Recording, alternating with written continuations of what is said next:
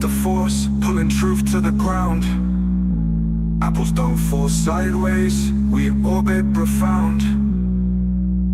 Lunar eclipses, drop shadows and curves embrace. Trying to run from the math, but it smacks the face. Yeah. YouTube vids claim conspiracies thrive, but the stars don't lie, they dance and jive. Experiment repeatable, tested, done. Flat claims, flat line under the scientific sun. Flight paths don't loop for a pancake map. Pilots laugh at the claims, leave them in the gap.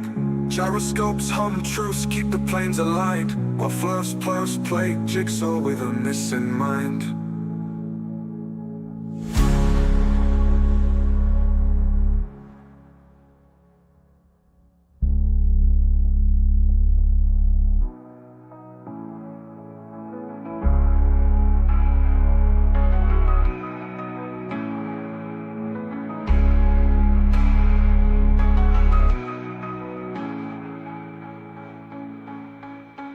Flight paths don't look for a pancake map. Pilots laugh at the claims, leave them in the gap.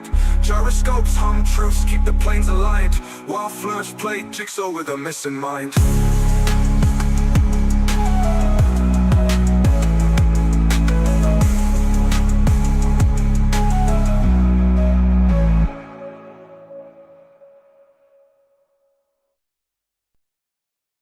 Flat earth theories getting pounded in the spheres, blinded by denial, but the evidence is clear. Ships sink hull first, ain't no magic trick. Horizon pulling down, yo, science hit quick. Round we spin, yeah, facts go relentless. Empirical proof, got 'em feeling defenseless. Curious UK globe with rhymes just out and influence. Can't dodge these facts I'm pounding. Gravity's the force, pulling truth to the ground. Apples don't fall sideways, we orbit profound. Lunar eclipses, drop shadows and curves embrace. Trying to run from the math, but it smacks the face. YouTube vids clean conspiracies thrive, but the stars don't lie, they dance and jive. Experiment repeatable, tested, done. Flat claims, flat line under the scientific sun. Round we spin, yeah, facts go relentless. Empirical proof, got 'em feeling defenseless. Curious UK globe with rhymes resound. Influence, can't dodge these facts I'm pounding. Glide paths don't loop for a pancake map. Pilots laugh at the claims, leave them in the gap. Gyroscopes hum truths, keep the planes aligned, while first play jigsaw with a missing mind.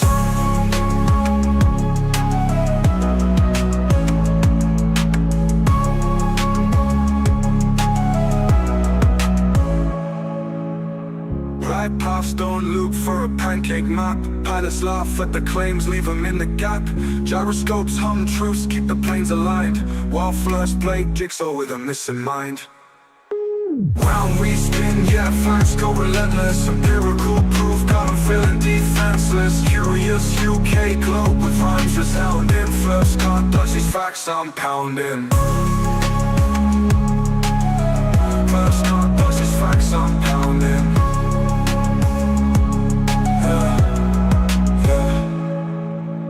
Gravity's the force, pulling truth to the ground. Apples don't fall sideways, we orbit profound.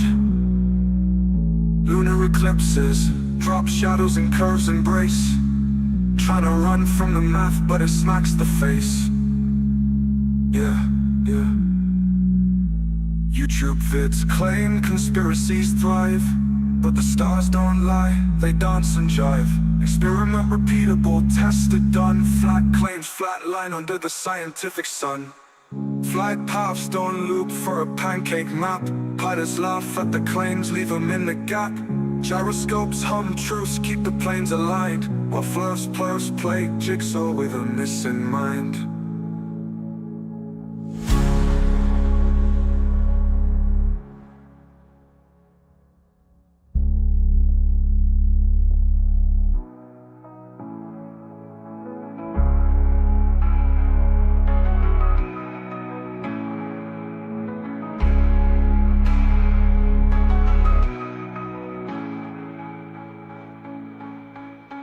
Flight paths don't look for a pancake map. Pilots laugh at the claims, leave them in the gap. Gyroscopes hum truths, keep the planes aligned, while flirts play jigsaw with a missing mind.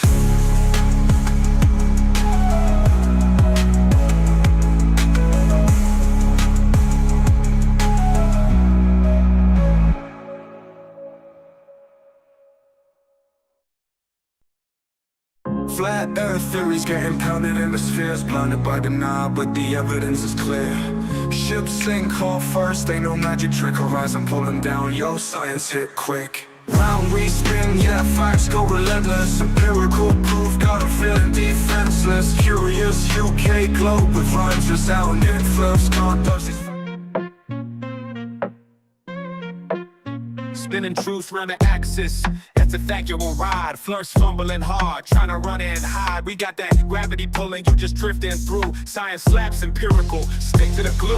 Round pound, sharper minds, we probe for the real. History stacked tall, experiments that steal. Curious minds, globe-trot evidence rolls deep. While flirts count shadows, we night sky sweep. Eratosthenes flex with them shadow lines. Measured Earth's curve, no conspiracy signs. Dropping mics like Newton when his apple fell. Maths the beat, y'all theory stale like a cell. Foucault's pendulum swinging to expose. Rotation so true, no flurf can oppose. Telescopes beaming, Copernican frames. Centuries stacking, flirts out of their games. Round pound, sharper minds, we probe for the real. History stacked tall, experiments that seal. Curious minds, globe-trot evidence rolls deep. While flirts count shadows, we night sky sweep. Launching satellites, proof in the pics. Flirts screaming tricks, we dropping data bricks. Physics and logic on a level supreme. It's a curved reality, splitting flirt dreams.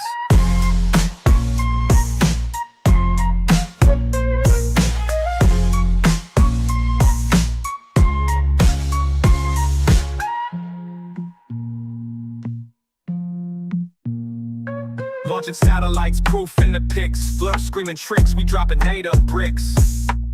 Physics and logic on a level supreme. It's a curved reality, splitting flirt dreams.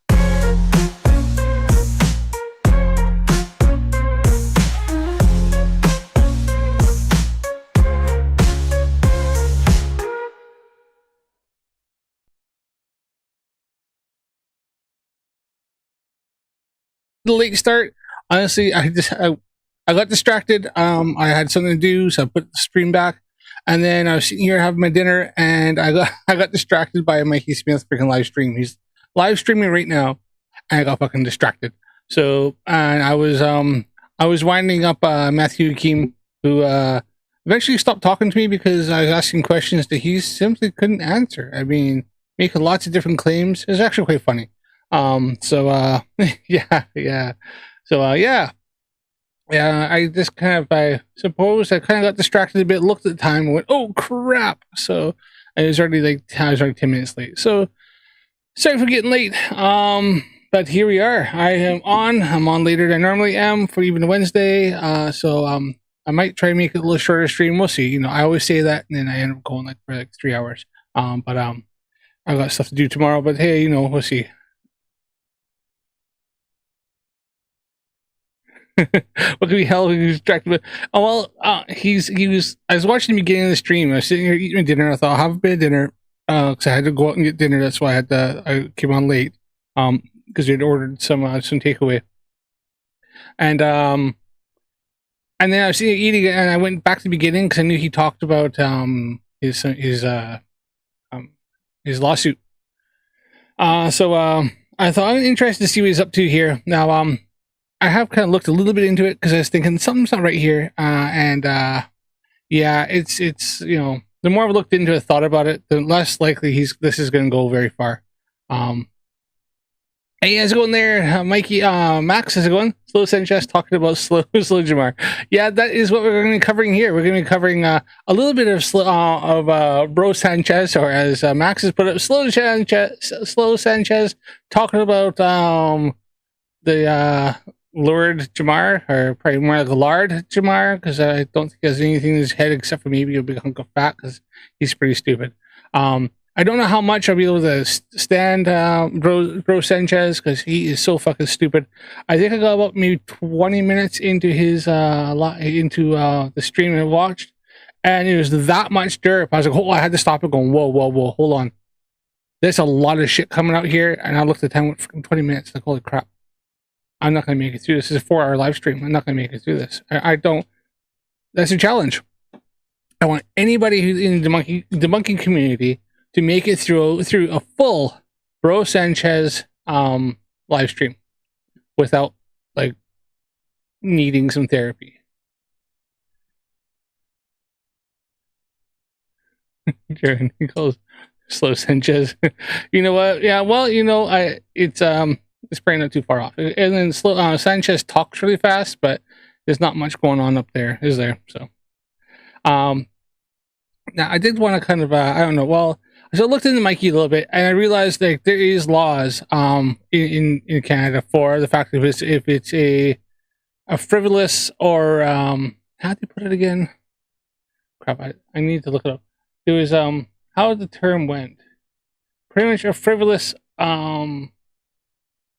case lawsuit, and they're legit. They'll probably look at this. It's gonna be deemed frivolous, and Mikey actually will be most likely, because it's frivolous. They will actually they'll be charging him for he will get billed for the legal costs, and he's not going to get everything scot free. He's just gone and forked out like $500 on a pair of binoculars, which aren't going to probably help him all that much. And then he's probably going to have to sell a bunch of stuff because he's going to get a big ass bill. But hey, we'll let him go for this. Let him go through this here and see what happens.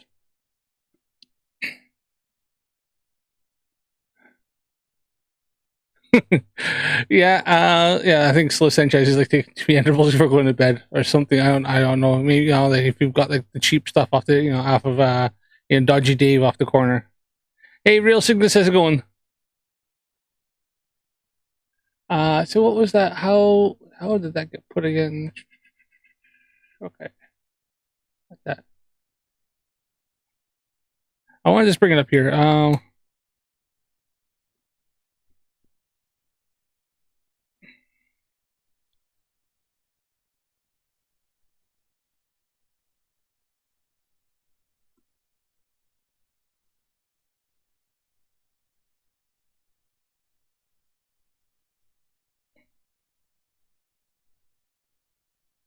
That's it. Is it vexatious litigation or frivolous litigation? And Mikey actually, he will be he will actually be liable for it. Lawsuit vexatious. Canada. And the fact that he's going to be representing himself. Unfortunately, how'd you put it? He who represents himself represents a fool. So he's always ready to pull his laminated Bill of Rights, which he actually doesn't understand. So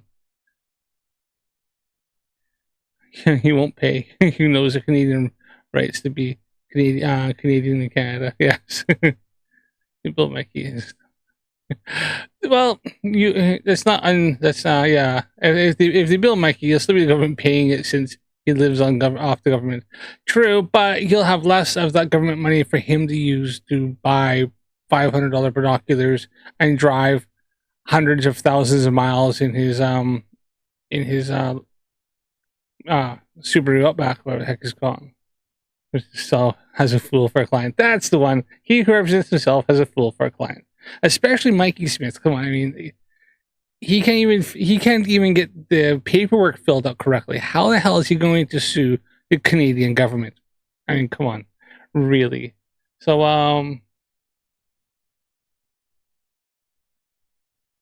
false and misleading representations, false claims act. So even if what they'll probably do is they'll look at Mikey's evidence, quote unquote evidence, and the judge will probably look and go, "This is a load of shite. Throw it out. It holds nothing." So, because what he thinks is evidence, they will look at. Because the only way he can have those pictures of his have even a tiny bit of weight was if he had them verified by like maybe like a astronomy, astrophotography, somebody who has experience in this, or an astrophysicist, or somebody from like the university had looked at it, like an astronomer, and they said, yes, these pictures are legit, like what you're seeing is what exactly is up there, then yeah, but they're not gonna say that. He knows this. So his pictures being the fact he's just some Joe Blow, he's Mikey Smith from freaking from Wichita, or heck it is, what the hell is this? Saskatchewan, from Assiniboia, Saskatchewan, it's gonna fucking mean nothing, right? He's a nobody.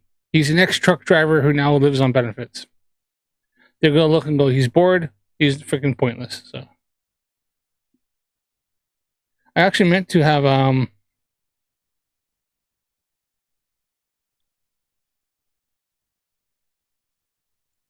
I actually offered to have Matthew Hakeem come and join me, but I think he started ignoring me. So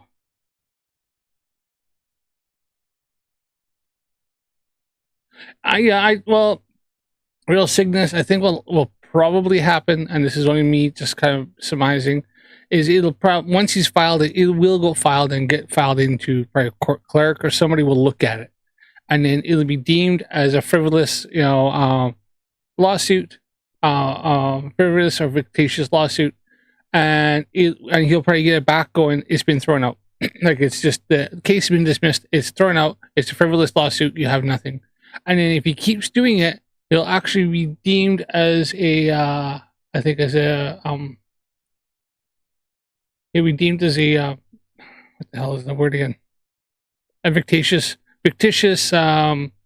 plaintiff, and he'll actually then be banned from launching any lawsuits unless he's authorized by a court to do so. And that really will piss him off, then, won't it?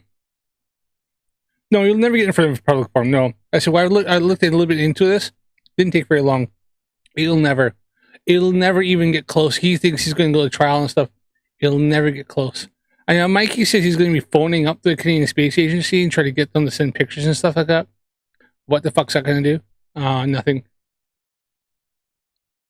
He'll be deemed as a nuisance, yeah. Like I said, there's something I looked it up. I don't know if I have enough. It was on my phone. Unfortunately, I have it was I don't have much power left because I was on my phone today. So see if I can find where I said that.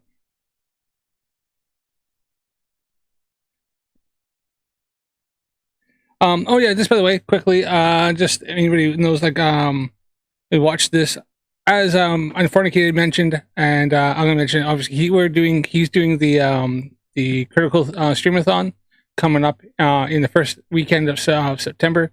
I'm also gonna be there too. I will put up more stuff when I know more about what the schedule is, when I'm going to be on and stuff like that, and where I'm going to be, because obviously I'm not monetized, so I can't accept super chats, or like I can't receive super chats. So I like to, but accept them, but so I can't help my channel itself. So I don't know if I'll be on somebody else's channel, like DPs or something like that, take over, and so that way the super chats and the fundraising can still come in. I do have something coming up, bit special, well, something I'm kind of working on.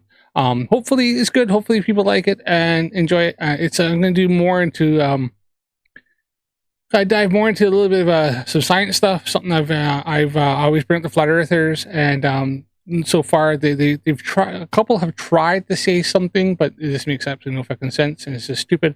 And it usually destroys their theories about gravity. They think gravity has never been proven. It's only a they always say, oh, it's only a theory. It's never been proven. Fucking, they don't know what African scientific theory is.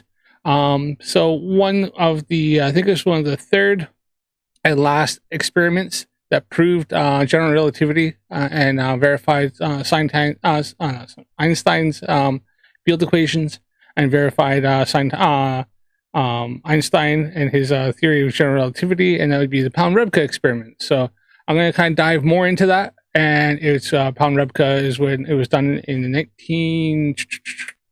Oh, I don't have my book over here. It's not my notebook. I'll go grab it. Hold on.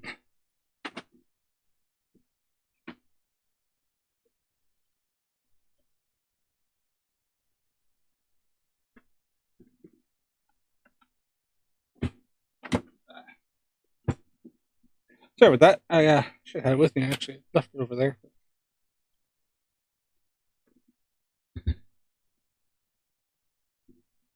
He's solid. Shit. Mikey's lawyer. Oh no.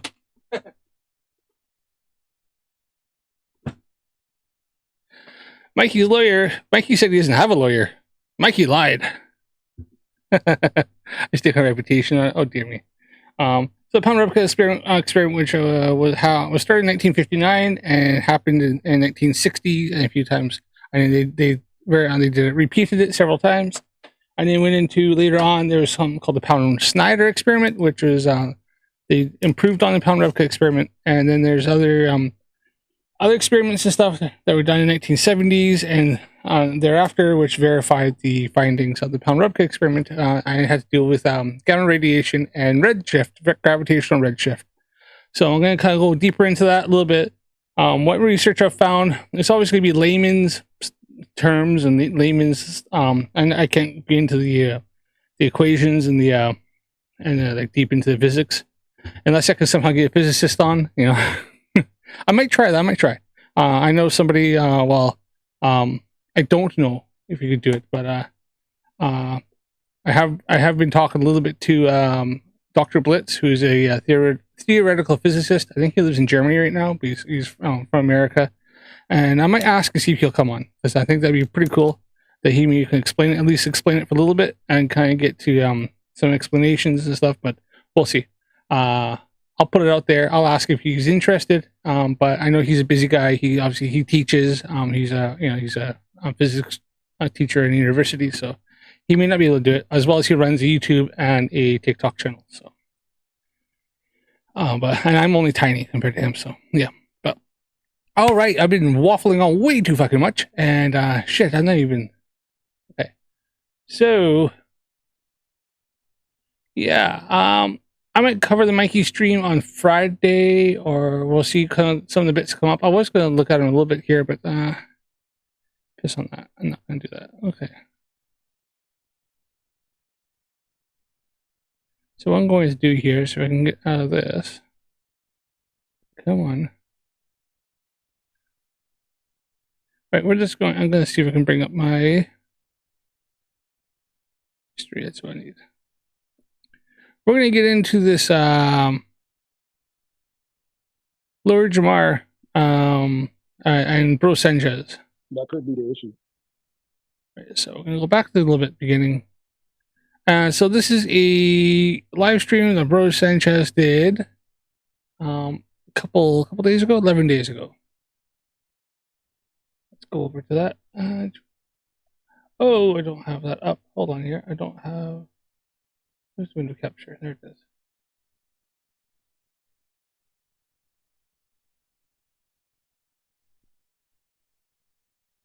I didn't do my window captures. Hold on here. All right.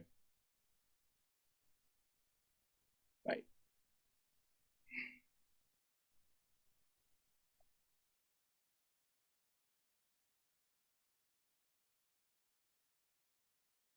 Mikey's lawyer. Hey, if you ever want to come on and have a little chat, tell me how solid his case is. That'd be awesome. But hit me up Discord, or hit me up in the comments on this, or like that. Leave or my email is on my channel. Yeah. I know Mikey's never a lawyer, but hey, it'd be funny anyways. Right. So this is Bro Sanchez. And he's talking about Lord Jamar, and well, you'll see. It's for being a nerd, for being a child that says, "Mommy, I want to challenge the scientist." The scientist says that the Earth is a globe, Mommy, and I say, "Lord, black people, is he a revolutionary?" Let's go back to the beginning of this.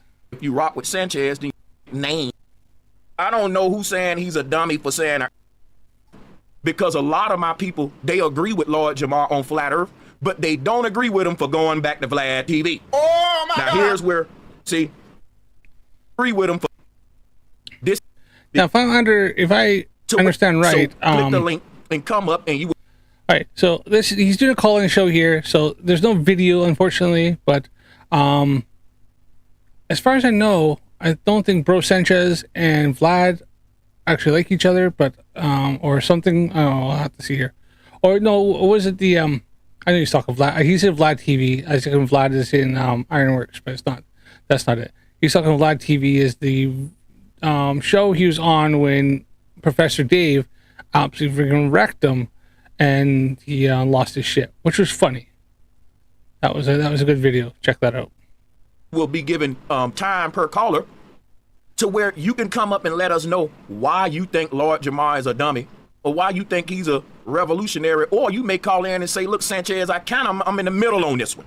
So I'm not going to tie you down to my little two options, but those are the two options that I put for the poll. But I encourage callers to take advantage of this community show, because right now I'm looking at the poll. We got 65 voters and 60% of people saying Lord Jamar is a dummy. Now, my thing is, why are you calling him that? So his own community is saying Lord Jamar is a dummy. So fucking is an idiot. So it's not going so well, because I'm pretty sure bro Sanchez freaking loves Lord Jamar. So child saying that, yeah, the child would be a stubborn and teachable person. Yes. That because this is a flat earth channel. That'd be a child who needs more education, like me. He needs to sit down and have things kind of explained to him a lot more. He may be stubborn, and keeping that attitude up could get them, they may not get very far. So, and I know there isn't more globalists subscribed to me than flat earthers, which is why I'm confused by the poll. I should have put flat earth, because a lot of my people, they agree with Lord Jamar on flat earth, but they don't agree with him for going back to Vlad TV. Oh my God. Here's where things get tricky, because I don't know who's saying he's a dummy for saying the earth flat, or he's a dummy for dealing with Vlad. That's no, he's a dummy for seeing the earth is flat, and then he got fucking exposed for it. So why I really, really encourage you guys to call in. Let's speak about Lord Jamar. It's important. And I'm gonna tell you why. Whether you like it or not, he's somebody, okay? He's somebody. He's a OG and a revolutionary in hip hop. He's a voice currently for the people. He's a relevant name in black social media. And I rock with Lord Jamar. And if you rock with Sanchez, then you should rock with Lord Jamar. And I'll get into all the reasons why, right? You can see his comments here. So it's actually kind of funny. So it's like something. I don't think he's a dummy, but he's definitely ain't no revolutionary. Fucking, he's nothing. He's just a fucking. He's a washed up freaking rapper who now thinks Earth is flat because he's got nothing else. I don't know. Maybe he smoked some bad stuff, or I don't know, drank some bathtub freaking moonshine. I don't know. Something's not right. But we do want to give you guys the floor right away to call in and let me know, where do you stand with Lord Jamar? Is he a revolutionary or a dummy, and why? So, what up, Monkey Cat Pat? Nice to see you in the chat. Today's show is pretty much giving it to you guys, man. I'm giving it to you guys. I want to say big salutes to Lord Jamar. We rock, I rock with you, Lord Jamar, and I'm gonna keep it that way. And I'm just trying to see the people who don't rock with the brother. I want to know the psychology behind why. Maybe I didn't get the memo. So don't just vote, guys. Slow Sanchez. Call in, take it the extra step and call your butt in. Some of you guys, y'all do call into the radio show a lot, but you don't like to. All right, just look at this YouTube thing like you're calling into the radio show. We won't bite. We just here to give the community a voice. And we do have the first caller on Marlon. Today's show is more so going to be a Lord Jamar conversation. Where do you stand on this, brother, Lord Jamar? Assume you calling in to speak your mind on the bill. Salutes to the brother Marlon. Of course and I will be reviewing this video of the brother on Vlad TV. He actually gave me a shout out. Salutes to the brother. Yeah, go ahead, Marlon. The floor is yours. Hey, some good beats, Aldebrun. Nice to see you in the chat. Man, welcome back. I'm kind of like you, man. I'm kind of in the middle, because I don't know where he went south, I guess, as far as everybody saying he a dummy. I don't get that. All right, I'm gonna sing it, the Aldebrun. Flat earthing is what I do. It doesn't hurt to have a low IQ. Yo. All right. So. What? Yeah, I still don't get where exactly did he do. To me, you can get canceled by black people for being a coon, for siding with white supremacists. You can get canceled by black people for doing some dumb crap in public that's beneath your age limit, on some immature shit. We know there's a lot of reasons to get you canceled by black people, and I'm gonna tell you something. If you always been a voice, a revolutionary voice for black people, it's kind of harder for you to get canceled than just some regular Joe. So Lord Jamar is a revolutionary voice for black people, and he got canceled so easy just by saying the earth. I mean, is he really a revolutionary voice for the black community? Is he? what is he so correct me if I'm wrong, what's so revolutionary about Lord Jamar for the African American community? Because I listened to him talk, I've seen the video, I've seen some of the follow-up, and I don't see what's so revolutionary about Lord Jamar. No, I never listened to his music. Maybe it was, maybe it wasn't. I don't know. Earth is flat. And to me, I think that is where it's crazy that you can get canceled in the black community for being a damn genius, for being a nerd, for being a... Fuck, what? Did he say for being a genius, for being a nerd? Also, don't forget to subscribe to my channel if you're not subscribed yet. Click the like button. Click the like button on the live stream. Click a like if you watch a restream. Click a like button. Comment down below if you haven't commented. Share it out to your friends. Share it to your family. And share it out to your enemies. Anybody who thinks the world's flat, share it out there. Love to see him in the chat. I like to see him in the comments because, you know, it gives you some content. It's always fun to watch. A child that says, "Mommy, I want to challenge the scientist." The scientist says that the earth is a globe, Mommy, and I think it's flat, and I want to do some experiments, and I want to have a debate with these scientists. If there were more children like that in the hood, bro, we'll be better off. See, it don't see. So he wants the hood, the black community, to be dumber, to not follow established sciences, established facts, data, empirical evidence, but to just make up random shit and live in a fantasy world. That's kind of contradictory to what, you know, the whole thing is, isn't it? I mean, that makes absolutely no sense whatsoever. So he wants to like stifle and like stop the, you know, African American communities from being able to progress and get into the STEM fields and become better. Wow.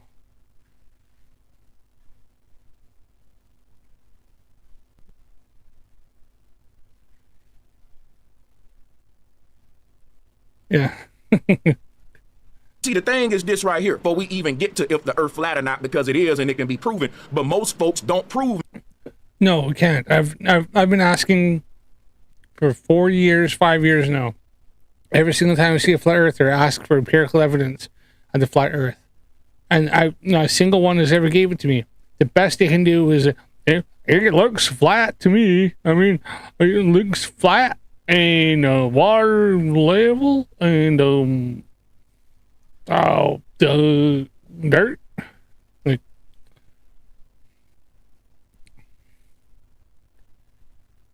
yes. That for themselves, they just go with what they've been learned from their whole life. Like most Christians ain't gonna open. Monkey Pat, yeah, 100%. Lord Jamar has definitely way more damage to the flat earth than he's helped any bit. Yeah, and as Aldebrand said, he wants evidence to be a wrap-off, basically. No evidence, but who wins a contest. Yeah, and even then, I don't think. Well, you see what happened when he went up against Professor Dave. Open up that Bible, they're not going to research the Council of Nicaea. They're not going to read that Bible through a Gnostic perspective. They're going to read it from a Pastor Pope Chop perspective. The Bible is a book that's up for personal interpretation, and most of the stuff in there there's no scientific facts or evidence, mainly. You know, it's a lot of stories, and some of it is based on some kind of rough, like, history, maybe a bit, like, you know, talking about like the Israelites and the Nephi and the Sumerians and talk about stuff like that. So some of it's based on some things that you can look back and go, okay, yeah, there is some factual evidence and historical evidence on that can back up that the Bible is actually based stuff on. But definitely, you know, a lot of the science stuff in there is, people forget the people who wrote the original text, the original scrolls that eventually be into the Bible, were very simple folks. You know, the science wasn't a thing. A lot of them, you know, there's a lot that couldn't actually read and write, and the understanding was very, very basic. Hey, Jay Gill, how's it going? So you can't really take their sciences they had there that may have been like thousands of years ago and try to apply it to now, because, you know, a lot of the people there didn't even venture out their area that them and their family and their parents and their grandparents and great-grandparents were all born in. They stayed on, you know, around that field, raised those goats, those sheep, whatever, cows, and that's all they've done for all those times. Monkey Cat Pat, that's what I've been asking. How the hell does Slow Sanchez have 145,000 freaking subs? Yeah, I mean, I got like 195. I mean, I need to at least catch up to freaking Unfornicated. He's got 211. I haven't even broke 200 yet. Come on, people, help me out. Subscribe to the channel. Let's get us up there. Come on. How come Lord Jamar's got like 145,000 subs? Like, what's going on? I'm not saying you bought them, but something's up. Our people are behind. We are at the bottom when it comes to who we are and all of the knowledge of our ancestors and all that. What if I told you that the people at the top is studying your ancestors more than you? And when they study your ancestors, they looking into flat earth. They're looking into electromagnetism. The people in power understand the mechanisms on how the earth works, right? And that is what gives them power. Electromagnetism. Now, I watched a talk by, can't think of his name right now. He is a physics teacher at MIT, and he talks about this, science and all that. Now, electromagnetism on the EM spectrum is only dominant at the microscopic level. Microscopic, which means it's only dominant up to a very, very small level. The gravitational force that holds things together is dominant at the macro level. So anything beyond the macro, you get into the macro level, anything bigger, and what you have is that what you have electromagnetism is all around you. There's something called electromagnetic oh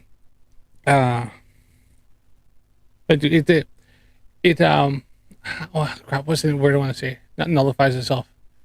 Neutralizes itself. You say you have electromagnetic neutralization. But Jay, you know, I appreciate the sub. You know, each sub, you know, one here, one there, they all, you know, they add up. So thanks a lot for the sub. So electromagnetism is when you get to the macro level, you have electromagnetic nullification. It all the different forces and all the different charges actually neutralize themselves. And that's when you get into the gravitational pull, and that's why it's one of the four fundamental forces. So they first always claim it's electromagnetism, it's all around you, blah, blah, blah. But they don't understand this. When you get larger than the microscopic level, then the charges are all they just neutralize themselves. It's all just, they all just become, you know, they'll just, you know, so equals zero. So you have, you know, 500 volts over here, positive, and 500 volts over the negative. You get them together, and you have zero because you have the same, right? It's just, so that's what they just don't understand.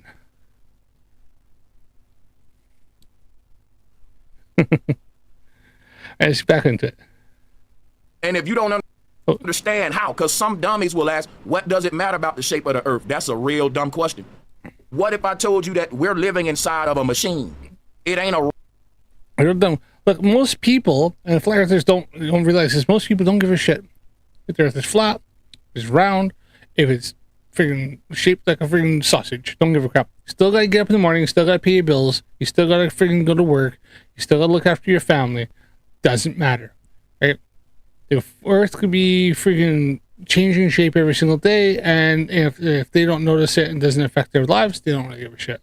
The only people it's really, really important to is flat earthers, which is why they make the flat earth, they're all part of the whole their whole personality. Right? When a person becomes a flat earther, they get so entrenched into it, it becomes part of who they are. They'll run around telling everybody the earth is flat, that they believe the earth is flat. Look at Mikey Smith running around going, anybody, he'll show, I'm suing the Canadian Space Agency, space is fake, because it's all he has. It becomes core of who they are. And then when they finally get out of it, look what happened to Jaron, right? Jaronism, he literally was broken down and has had to rebuild himself by kind of realizing, going into and answering questions, because he's realized that everything he knew was wrong, and his whole personality has had to become something different.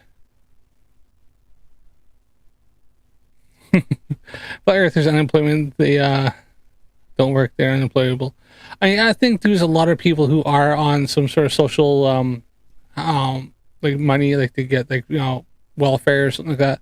And so I think that's part of where we have that, Dan, is that you get people who are maybe they may have mental health issues, like like Mikey Smith is one of them, and other people. So then they have a lot of time on their hands, and maybe not quite right. So then they end up just diving down these deep rabbit holes. And you got people like Vlad, right, from Ironworks 92,000. He works at a gas station, right? So he's not a really highbrow job or anything like that to think. So he's probably got, he sits there probably till serving people, scanning stuff through, pumping gas, whatever he has to do, and then he goes home, and then he's got this everything else. So he just does that to kind of help pay the bills. That's it. They either have a very low paying, very low skill job, or they have no job at all.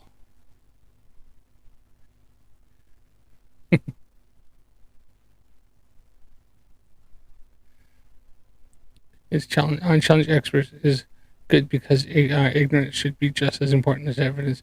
Yeah, it's pretty much what he's saying there. I'll just round it up. Rock with water on it flow through space is literally a man-made mechanism, some like a fucking computer simulation. Go back a little bit so you get the whole What if I told you that context. we're living inside of a machine?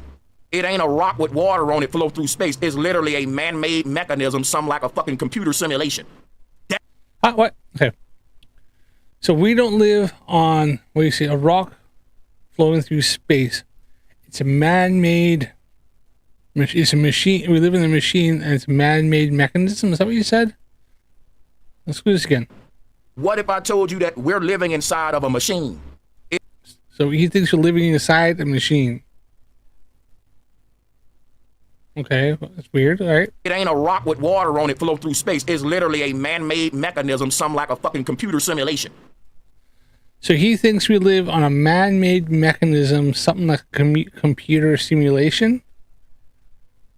So does he think that people live in a machine that we've built, but we forgot how to build it, and so we live on what we think is a planet? Obviously 99% of the world's population knows Earth is a globe. So, but he thinks we live inside a... Fuck, that's some weird ass shit. That's some weird shit. Okay. That's what they're hiding behind Flat Earth. It's deeper than Flat Earth, man. Bro, once you get in this rabbit hole on Flat Earth, you're going to find out every damn thing was a lie and that the Matrix was based on a true story. You're in a... So he thinks the Matrix was there. He's speaking in past tense, based on a true story. Like, has the fucking dude seen the Matrix? Does he not realize that it's like it happened in like 3000? I don't know, like year 3000? Like, holy fuck! Like, he just realizing the Matrix. They made it look like it was like, well, when it first came out, like the late 1900s. Because it was like easier and people accepted it, but the actual year was something like year 3000 or some shit like that. Like I'm gonna freaking double check on that. I'm sure I haven't seen the Matrix in ages, but I'm sure the Matrix was like, I can't ask AI right now, so.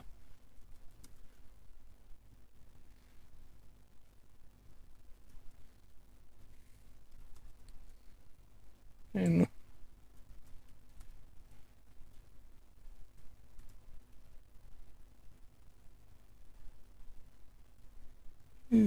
there's Matrix movies.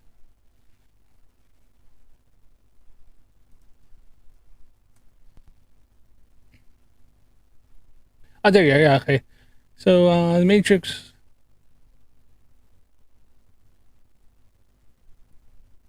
Well, the world was actually in the late 22nd century, around 2199. So, okay, so in the Matrix movies, the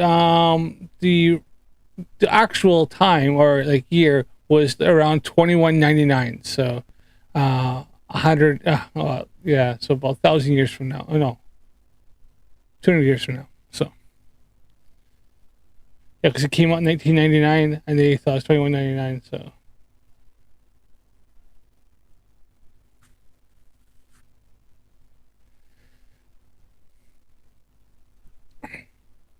that's dumb. Yeah. In a simulation. Simulation ain't a theory. It's The a Matrix is a good documentary. Yeah. It'd be an interesting documentary, that's for sure. I want to be Nero then. reality. Neo. There are no Nero. Fuck. Nero. Nero's a car. Fucking hell. Let me head back into this. I think I need an update. Other explanations that make you're in a simulator, you're gonna find out every damn thing was a lie and that the Matrix was based on a true story. You're in a simulation. Simulation ain't a theory. It's a reality. There are no other explanations that make sense other than we are indeed living in a simulation. And What?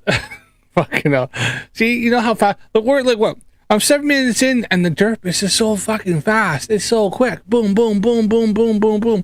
Like he just doesn't fucking stop. Like this man's brain needs to be freaking like you can't let him die. We cannot let Lord Jamar die. Or freaking bro Sanchez die. Because he needs to be studied. Because his brain is firing on like freaking like it's just like you know what it is. Bro Sanchez has never met a conspiracy theory he didn't love. Like he loves all of them. Yes, he goes, oh yes, oh yeah. Bigfoot, yes. Loch Ness Monster, oh yeah. Lizard people, oh yeah. Oh David Icke, yes, Daddy, please give it to me. Oh yeah, like that's freaking that is Bro Sanchez. He's like yeah, oh yeah. Oh, what else can I find? Oh, Lazar, yeah, Bob Lazar. Oh yeah. Oh, S4. Oh man, they have gravity things. Oh, well, actually, he doesn't believe in gravity, so I don't know how do you explain that one. But whatever. Fucking hell. I wonder if Bro Sanchez wanted to do that thing, you know, back in the early 2000s, where they were, everybody was going to like rush freaking like Area 51, like they're all going to meet there. I meet at the border, and everybody just go rush on there and go find and like clap some freaking alien sheiks and all that stuff. Wonder if he was there. You reckon he was there, like standing there going, "Yeah, I'm gonna get some alien sheiks here." Yes. Oh yeah. Makes you wonder. I don't know. You should ask him. guess what? You cannot embrace the ideology of simulation and think you on a globe. Simulation and flat earth go hand in hand. The next No, hold on. I mean, you can make the simulation and the simulation can make the earth a globe. I mean, why couldn't, in fact, wouldn't that be more efficient instead of having an endless plane going out and just having a spherical object and just having to render everything on just this one sphere, large sphere, instead of having to have things flat and go way out and then try to have the physics work? It doesn't make any sense. It'd be easier to have it all around there and just have and then have it outside. Like, maybe you could say like the geocentric globe model. You can see that, and that could work in simulation. We could definitely have simulation. Could certainly work. Let's just say, like, with this freaking reaching here, and have a geocentric globe model in a simulation. It'd work fucking perfectly. It'd probably, let's say, honestly, would probably work better than having a flat dome and all that shit. There's way too much going on with that.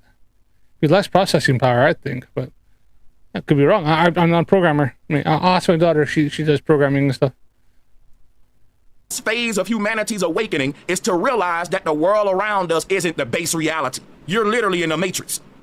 And for you to fully understand that, you got to see how they're hiding that behind what the earth is. Telling everyone what the earth is just a rock flying through space that just popped up out of nowhere. Because if they tell you the truth, that something intelligent created this place.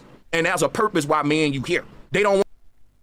So lovely. He's done the whole thing. A rock popped out of nowhere. Well, no, like science doesn't say the earth popped out of nowhere, right?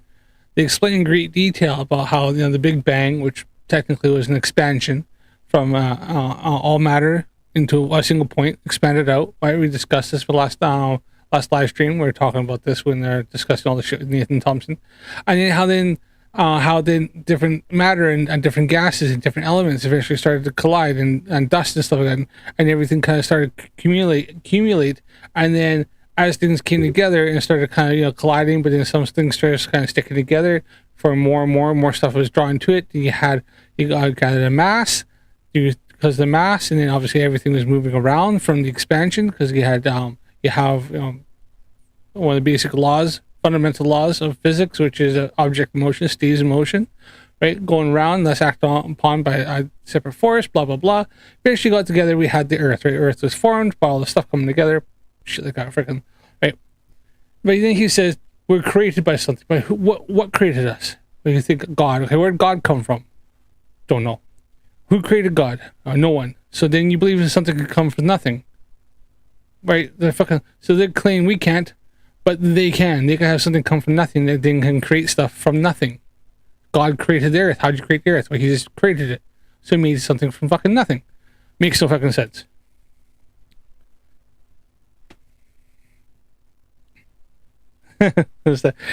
Aldebaran is like 99% of religious politicians want to hide something from the religious populations because they are atheists. Okay. How did what's his fucking name? He's an English comedian. He said there's 3,000 gods. All religions. You look all religions, about 3,000 different gods. If you're Christian and you believe in one God, then you're an atheist minus one God. You deny 2,999 other gods. So you only deny one less God than an atheist who denies all that there's a God at all. So you're an atheist minus one. Right? You deny all these other ones. So you're still fucking atheist. Like Aldebaran said, they're atheists. Unless you believe in all 3,000 different gods, and if you look at something like Shintoism, there's fucking a million different gods or more, then unless you want to deny all those, if you don't deny all those other gods, believe in them all, then you're not an atheist. Other than that, you're an atheist on some level. Depends what level. If you're a Hindu and you have many different gods, you deny other ones, then you just have more gods, and you deny the other gods. You're still an atheist. So, all right, on. I want you to know that. Bro, this shit's so much deeper than just a big bang than a blue rock flowing through. And you think all of these flat earthers are dummies? You think all? Yes, all flat earthers are dummies. 100% proven fact. All these people are gonna risk their reputation and just join and be a part of this community because they dummies and they didn't pay attention in class. Dude, if you think that, I can come debate you on the fact that I know more about the globe earth than you. Fuck flat earth. Bullshit.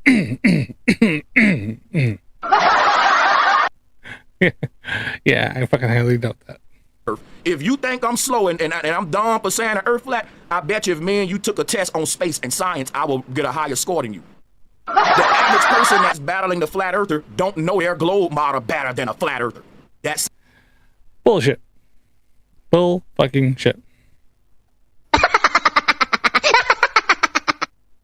Because you can ask a flat earther one simple question, and anybody in the globe, including even my freaking 9-year-old little girl, could answer, how does the sun set? Flat earthers can't answer this, not using their flat earth model. Now, could you answer it with the globe? Well, yeah, easy. Sun's very far away, earth rotates. There you are, sunset. Or earth keeps rotating, comes up, sun rises.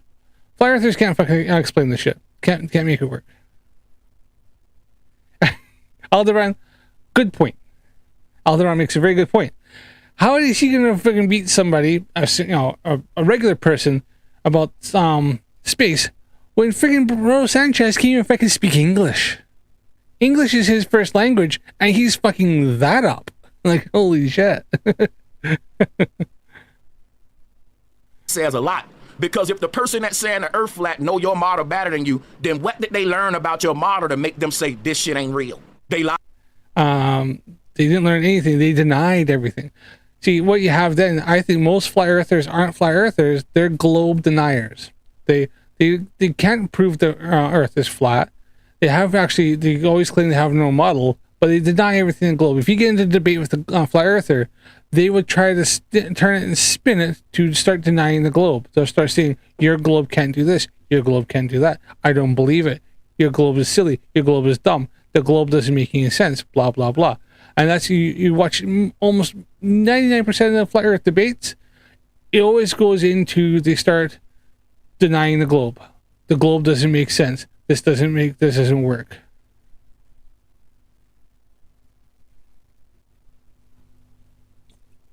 So, yeah. Most flat earthers aren't actual flat earthers. They're simply science deniers and they're globe deniers. They just deny stuff because they don't understand it. So it's easier for them to say, it doesn't make sense, so I'm going to deny that it actually is real. Lied to me. Same thing what I learned about Christ, and then I tried to go back and share it with the church, and everybody was laughing at me, telling me I'm a backslider. I'm going. Oh, right. So he tried to preach his religious take on the church, and they all laughed at him and called him dumb. Oh, cool. On to hell. And soon as you try to tell these people the truth about what the earth is, they do the same thing. Everyone in a belief system. And Lord Jamar can see through the veil. And there's not a lot of people that's got a little status that can. And a few that... Lord Jamar can't even fucking, wouldn't even understand if he freaking, his ass with a freaking hole in his freaking head. Dare speak out and challenge anything scientific, political, they're gonna be met with the same energy Lord Jamar is being met with, man. You need to now start to pick what team you on. I'm asking a very important, a serious question tonight, and that is, where do black people stand with Lord Jamar? This is a very important question. This brother has meant something to black people and to hip hop for years, and we haven't come together and done shows like this where the community just sit there and just think about, why am I canceling Lord Jamar? Let me call in and articulate to Sanchez, here's Sanchez, why I'm canceling him, because boom, boom, boom, and boom, boom, boom. But if you say I'm canceling a brother just because he said the earth flat, then you need to cancel every Christian that said a snake can talk. You need to cancel everyone that has an alien abduction story. Now, flat earth don't belong in any of these categories because you can prove it with science. You can go out here and prove it for yourself. But the reason I put it there... No, you can't. Keep asking for proof. Like to see proof of flat earth. But so far, you can't prove the earth is flat because every time a flat earther tries to prove the earth is flat, they end up proving the earth is a globe.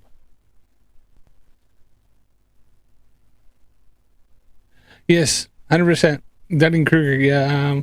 I do think Bro Sanchez definitely needs to be next year. Needs to be on the list of Dunning-Kruger candidates. We'll see. Yeah, there's some dumb stuff coming up here, all sorts this year. So it's just, I mean, the final experiment debate's coming up next week on the weekend. So that might be something I might want to cover actually, because that looks like that might be fun. It's either going to be an absolute shit show, like it's just going to be a freaking dumpster fire, or it's going to be quiet because if you look, there's a lot of, there's some flat earthers that say they're going to come on, like Stephen Alonzo wants to come on. Is it Stephen Alonzo, the one who runs the freaking Flat Earth University? Claims not its real university. Wants to meet up, and I think there's a couple others that said they might want to go on. So, but a lot of flat earthers don't want to debate Will Duffy, which is really weird because all they gotta do is just show up, and then Will Duffy has to pay $200 towards on charity against child trafficking, which I think is a freaking brilliant freaking idea and a brilliant freaking on charity to donate towards. And it's absolutely no money out of the flat earthers' pockets. All they do is have to show up, and you're making a glober have to pay $200 to go towards something that flat earthers like to bring up a lot, which is stuff to do with underage peoples. And flat earthers seem to be quite obsessed over that. So you think they'd be all over this because they love to talk about that and accuse anybody who believes in the globe of being into stuff like that. But they're always the first ones to bring it up. As well as you're making somebody who believes in the globe poorer. Somebody who actually destroyed the flat earth. You kind of have a way of kind of getting back at them by making them pay money out. But we'll see. It'll be interesting to watch. Just to entertain and it's the fact that you put it there, and I'm saying that if you're gonna put flat earth in that category, then why don't you treat it like you treat the other things in that category? You treat it like, hey, that's what they believe. I don't believe it. I'm gonna keep it moving. The question you gotta ask is, why has everyone been conditioned to react the way that they react to flat earth? There's something deeper there that social engineers won't hit. This is a very important conversation because I'm showing you that the average person's reaction to flat earth isn't theirs at all. It's a pre-programmed response because they don't want y'all to wake up in the age of Aquarius. We're in the Aquarius age. Even the Bible said that there's gonna... I know the average person's response to flat earth is like, that's dumb, that's really stupid, and science has proved, has shown and proved that the earth is most definitely a globe. In fact, we have pictures from the 1960s to show the spherical earth. People have been to the moon. So, yeah, flat earth is dumb. That's just ridiculous.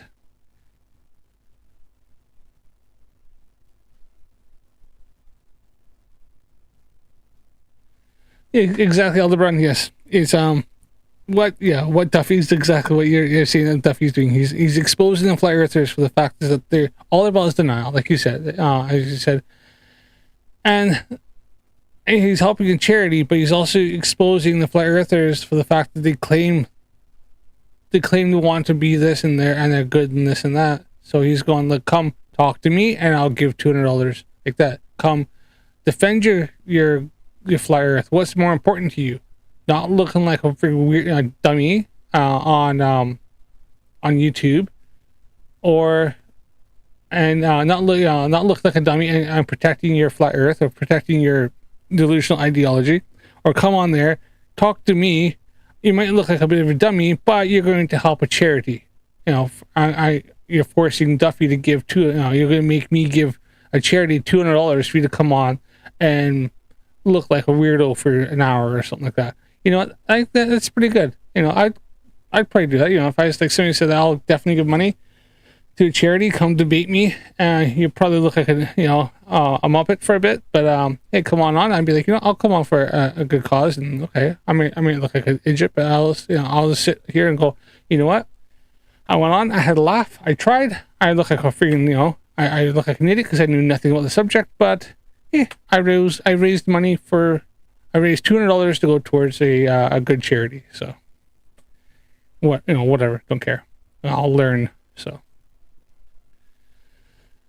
but yeah, Duffy is definitely all he's doing is exposing the flat earth for what they are, and so many different levels too. Really, like I think he's just sitting there.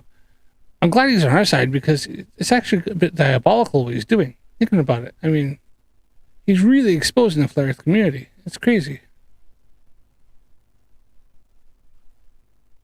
So I just wanted to check something here.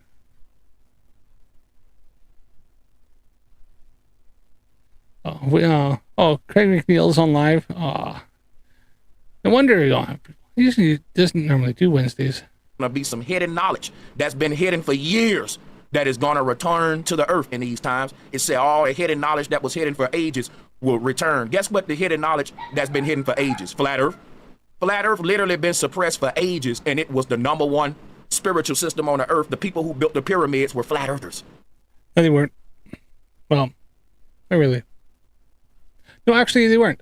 Because it got to the point the Egyptians, at first, because of obviously they're localized, they thought the Earth rose, the sun rose and set for the whole entire plane, for the whole entire planet, right? So on a boat or something like that. But it did get to the point where the Egyptians they started sailing further, and especially around the continent of Africa. I'll kind of show you a little fluffy globe. I really should get my other one down here, but see, I think if getting wrong, I think Egypt is up in this area. Let me just get my big screen up here for a second. Now I could be wrong. This is what I had heard, right? So Egyptians up in this area here, right? And they did start sailing, and they sailed further, doing trading and shit like that. And they got to a point where they actually ended up down in this area here. And what they come to realize, because they would navigate using the stars, celestial navigation. We got down to here, they suddenly realized that a lot of the stars and stuff they used for navigation, they couldn't see anymore. They went, hold on, wait a minute. And as they were going, they realized the stars were getting lower and lower on the horizon. They got down here. They couldn't use the star maps, everything, nothing worked. So, hey, CK, how's it going? So as they got down here, now they were still able to, because they were fairly good sailors and navigators, they were able to navigate and go back up and get back into familiar waters and stuff. And they were able to kind of just use the stars they could see that were constant. But doing that, then they come to realize that they couldn't see. They got further up north, and then they suddenly could see the stars start coming up and get Polaris and stuff like that, and different stars that are familiar. So they started to realize when they got further down this way that they could see different stars to the south that they couldn't see before. And with doing that, then they come to realize that the Earth was indeed not flat, as well as they had obviously discovered time zones and shit like that. They discovered that the Earth was, one, not flat, and two, and that it made sense that a spherical object, something like what they would use like a piece of fruit, that seeing stuff, they couldn't see stuff from here down that way, but when you got down to here, they could suddenly see stuff that the only shape it would be a globe. And so they actually come to realize, if you look on some later Egyptian history and stuff like that, that they discovered that the Earth was in fact a sphere and not a flat pancake. So no, the Egyptians who built the pyramids were not flat earthers the whole time. At one point they did, and then they come to realize through science and observations and measurements that the Earth is indeed not flat, but more of a round ball spherical shape.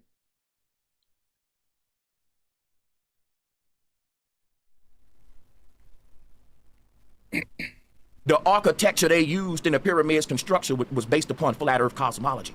What did they know about? Well, that's weird. That's actually debatable. And I can kind of, this actually, I wanted to bring that up here.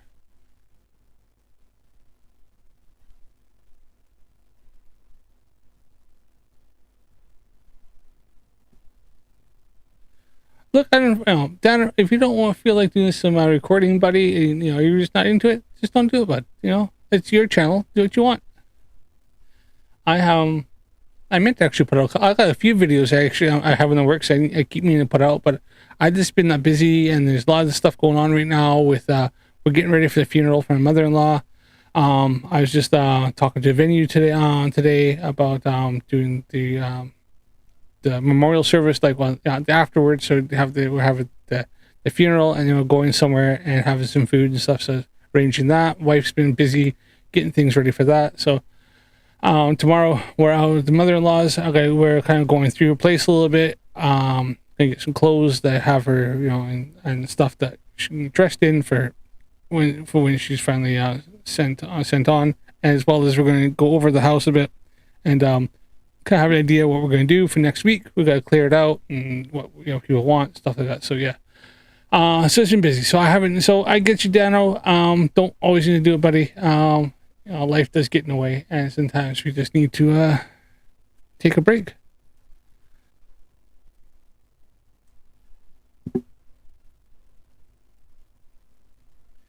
And when I was yammering on about that, I should have been bringing this up here.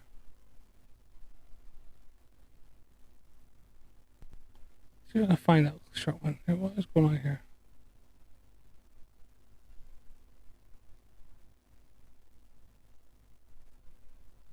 Oh, where is that video? Hold on here. I have a video I done not too long ago. Well, a while back, but I think I reposted it. Hold on here.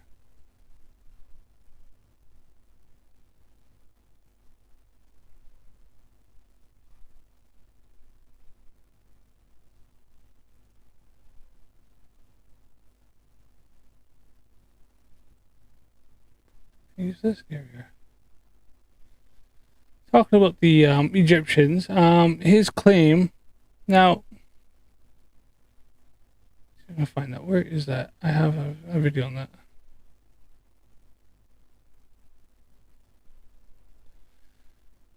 I mean, if you look at the pyramids and how they're constructed, and if you break them down, and it could be down to simple interpretation. Where is that video? I didn't think it was this far back.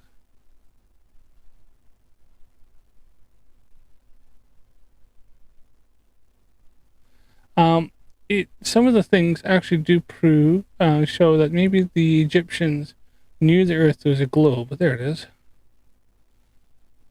All right, let's see here.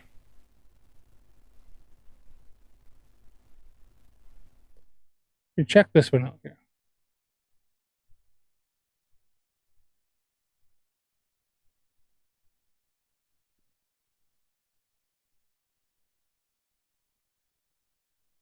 The architects of the Great Pyramid of Giza knew the shape and size of the Earth and encoded that knowledge into their structure. The The Great Pyramid, plus its cornerstones and socle, is 482.7575 feet tall and on average 760 feet on each side. Standing at the northeast corner of the Great Pyramid, we see the east and north base of the structure, which combined equals how much the planet rotates at its equator in 1 second. Using the second as defined by the Great Pyramid, we can determine that there are 86,400 seconds in the 24-hour day cycle. Now, if we were to take the Great Pyramid's dimensions, plus its socle and cornerstones, and expand the structure by 86,400 times, the east base plus the north base of the monument now equals the equatorial circumference of the equator of the planet, and the height of that giant pyramid now equals the polar diameter at a 99.9% level of accuracy. And this simple geometry produces the dimensions of the oblate spheroid Earth to a level of accuracy that rivals our modern-day satellite measurements. So there you are. Using that stuff there. What Bro Sanchez just said. I just refuted that, and I refuted that using measurements and calculations. Well, I didn't do it. That guy did it, but I reposted it. So, so yeah. So, Bro Sanchez, go on. Have fun with that one. Prove to me that the Egyptians didn't know the Earth was a globe, because all their measurements of the Great Pyramid of Giza says that they did know it was a globe, and they incorporated it in the construction and measurements of the Great Pyramid of Giza. Out the Earth that turned humans into architects. Everybody said we got this knowledge from aliens. Everyone said we got all of this knowledge from some creatures that came and gave man the knowledge of music and all that. What if I told you man got all of these skills and knowledge from his awakening, what he learned about as without, so within? Man learned what the Earth was, and he started to figure out what he was. Man. Does anybody actually have said that we got all our knowledge from aliens or something like that? Fucking hell, holy shit. So is like Bro Sanchez just like mixing up conspiracy theories now? Like, holy shit. Like, he's believed that many that he can't remember which ones are stated by who in facts? Yeah. He wasn't there showing a wacky pyramid myths, I know. But I thought it was funny, so.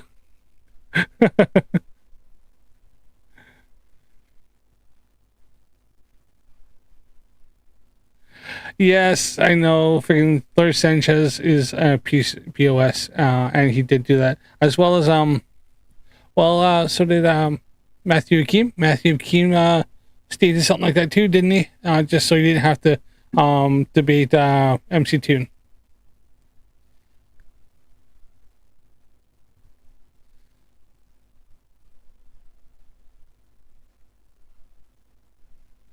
All the info from NASA. And studied the Earth and started to go into the science of acoustics, which led to instrument making, music, and chords making, or the writing of musical scales. That didn't just. I know. Like nobody knows we learned all this stuff from aliens except for conspiracy nuts. I give up taping. Dano, is the rum, like getting to the head a little bit. Yeah, I know. That's what see, Aldebrand. I was like, is Bro Sanchez that confused on which conspiracy theories came from freaking where, and now he's starting to believe that people believe in the globe also believe the aliens taught us stuff, because he's got that many rattling around the side of his head. He can't freaking keep them all straight because he's just accepted all of them as true. Like, he must have. Fall out the sky. This is complicated things that you got to know by studying cymatics and frequencies, which is what Tesla was talking about. And guess how you study that on a macrocosmic level? You see how the Earth is basically designed with all those principles in mind, and you reverse engineer that, because the thing about the Earth is something is powering this place. The electricity that you use from your computer and your phone, man don't pull that out of his ass. The Earth, we produce it in electrical plants. I've legit been to a coal electrical plant, and I've seen the freaking turbines and like the coal furnaces that burn the coal and turn the turbines and stuff to create electricity.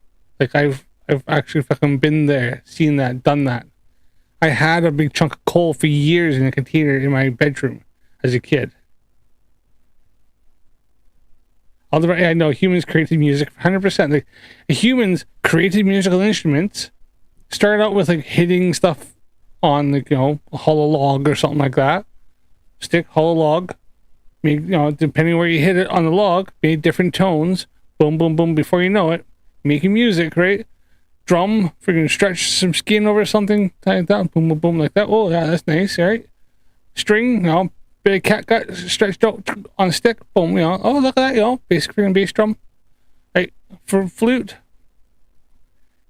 Built basic things. Humans made music. I know how does he think that music became? We people are creative. We created things and use stuff like that. Expression, nice tones. Before you know it, they were creating music. Songs are literally just like poems that are just are recited with a nice melody and having your voice to harmonize with it, harmonizations and stuff like that. That's all it freaking is. Is a power generator, meaning that the earth is giving off electromagnetic energy. And yeah, no, not like that. That's not how it works. Like the earth, you cannot I can't go out right now and plug my laptop into the freaking ground and boom, we're gonna have like electricity. That's not how it works, right? It's like I can legit measure how much electricity is in the atmosphere. I have outside in my hall right now, I have something called a picoscope, which is a oscilloscope, and you can measure right down to like very, very like less than a microvolt. I can go right down to I think it's called picoscope because it goes down to picovolts on picoamp. So very, very, very, very tiny, and I can measure right down. And I can tell you right now, there ain't. I go said right now, I could put your freaking thing up in the air, stuff. I put a big pole, whatever he wants to claim, put it in the ground. I'm not gonna measure anything. I'm not gonna measure 0 volts, nothing.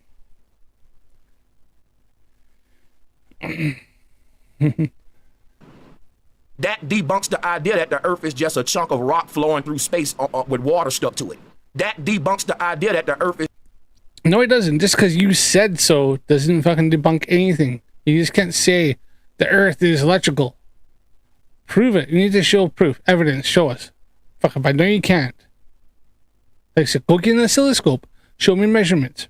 You can legit measure how much amperage, how much voltage, how much freaking how many ohms. You can measure right down to freaking like frequencies. Go on. Go show it to me. Show me the because I can do it right now. I can hook up my freaking. I have a tablet. Boom, hook it up. I can show you right down to the micron volt. I can show you how much there really isn't in the earth. It's just a chunk of rock flowing through space with water stuck to it, because that cannot create an electromagnetic energy field. And if you say it can, then go do it in your house. Go get a rock, go get some water, recreate the globe Earth they gave you, and show me. Hey, Jim Daniels, nice to see you. How it can generate electricity. The Earth is a Tesla coil, and the North Pole is the pole part, the literal center of this big Tesla coil that we live on. This thing generates electricity. The sun and the moon going around a central axis. It's the fact that that's how you wrap 6-9 wires around a Tesla coil.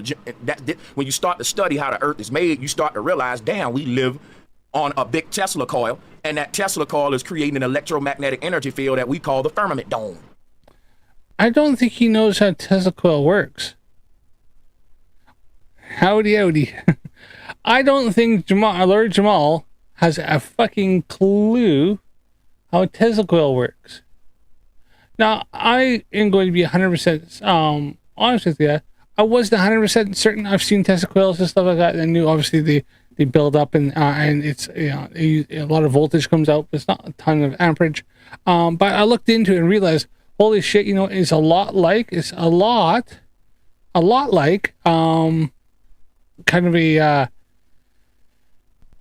I'd say almost kind of like a distributor cap and with a coil and then spark plugs, right? It's kind of very similar to this same idea, or how maybe how a spark plug would work in a car, right? So I was like, oh shit, like it's It's actually, I understand this very, very well.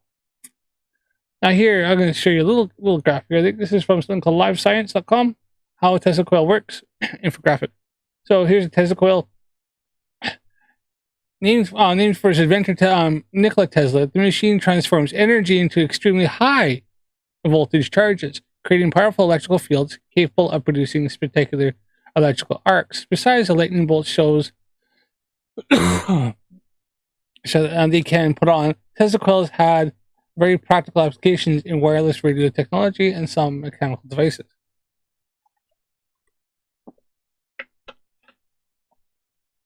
Now, so here's the thing, right? How it works. The transformer boosts the voltage, right? So first thing you have to do is you have a transformer. So you already have to have an electrical current going into this, and then it amplifies it. So it boosts the voltage. So you're going to put in, say, I don't know, 115 volts, right? Plug in your freaking Tesla coil into your wall sockets, right? I think in the States, I'm pretty sure it's 115, isn't it? Where I am is 240, right? Or 220, here, sorry. So the power source is hooked up to the primary coil. So it's got a primary coil here. So transformer boosts it up. So you're using transformer, which is going to boost already up the voltage. It's going to go in here. It's as it goes around, it's going to create a electrical field, magnetic field, which is then you have lots of coils. Is then going to build. It's going to build up in there as it's going around. The fields actually will expand. As it expands, it's going to create more and more voltage until it gets to a point, right? So electrical current builds up in the capacitor.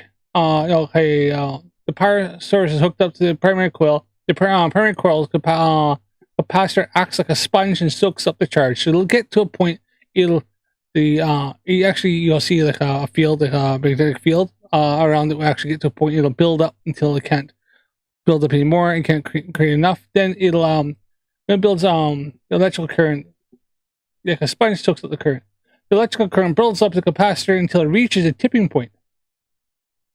So it'll build up in there, goes to the capacitor, reaches a tipping point. So the capacitor is like a big battery. I used to have one when I was a kid. I used to have two 10-inch Rockford Fosgate subs in the back, and I had a one-fared capacitor, a cap, base cap, we used to call it. It was literally just like a big battery. It'd hold, and so when I had a big like boom, big base to hit, instead of having to take it off my car battery or off my alternator, it had the cap there. It was dedicated just for that, it was just like a freaking big silver battery, and it would use that. So it would drain that down if you needed to. If I had a lot of base and stuff, it'd run that down and it'd run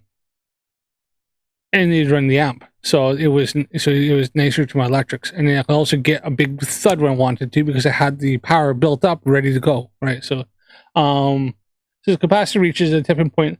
The current streams out of the capacitor into the coil.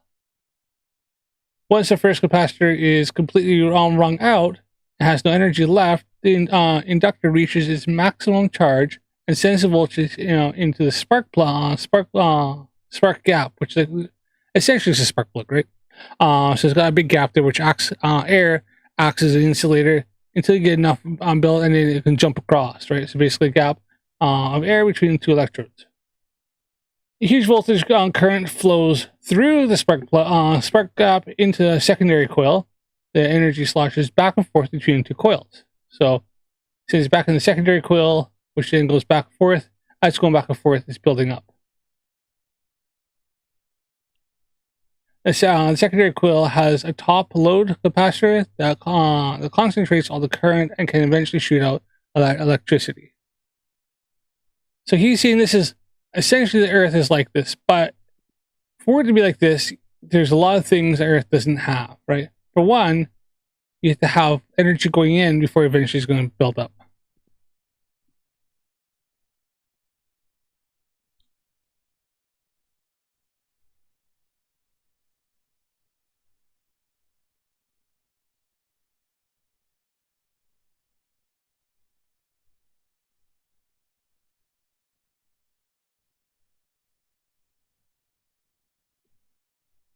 Aldebaran, yes, I think he actually mentioned that, and they actually told him he's going to go to hell and everything else, didn't they?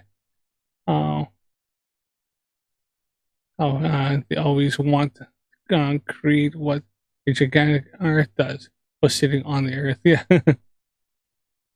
So he's claiming that we live on Tezaquil, but there's bits here that just don't work. And the first thing is that we don't see this changing back and forth, this building. None of that shit works. And he brings the firmament in, but you need to first prove the firmament's there, and then also you got to show how the Earth could be doing all the stuff you're claiming it's doing. So that's really silly thing he said there. And when you look into how Tezaquil works, you realize that everything he said is absolutely fucking bullshit.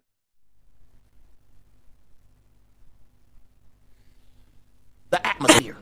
Oh, if you think Sanchez is making this up, let me pull up a little something. See, I didn't come to get deep today. I came to give y'all a voice, but I'm gonna give you a little something right quick. Oh, he's making it all up. Yeah. And I want y'all to call it in. Let me put this up. I'm not the only one that know we live on a Tesla coil, and that the firmament dome is where the energy is bleeding out. Let me show you something here. I didn't plan on doing all this, but some just hit me and said, show them this real quick, and I got you. Hold on. He doesn't show anything. Not at least not here. Your joint is muffled. You gotta talk to headphones. Okay. Yeah, sorry. Well, as you see, Flurfs can't tech. So. Is that better? Yes, that's a little better. Go ahead. Yeah, no, I think it's a mainstream thing. You know, it's still a whole bunch of people still in that, you know, locked into that indoctrination. And I don't think it's just all of us, but who knows, you know? That could be the issue. What do you mean concerning Lord Jamar? Can you be a little specific? Yeah. I was talking about, you know, the him being canceled could be just a lot of our peeps still locked into the indoctrination. Well, the thing about him being canceled by so many people is literally social engineering. Social engineering is way more easier to do now that everyone is online. The algorithm can kind of suggest to us how to respond to certain things. You know that when you get one YouTuber go viral on a story, even if we find out the story was false or it was a hoax, you see a bunch of YouTubers follow that up just to get the quick revenue money. And people don't really care. People are really reacting based upon what the algorithm is suggesting they do for the bottom line of their YouTube channel. But see, I value integrity more than that. People like that gonna be slaves to the algorithm. I prefer to be a slave to the people.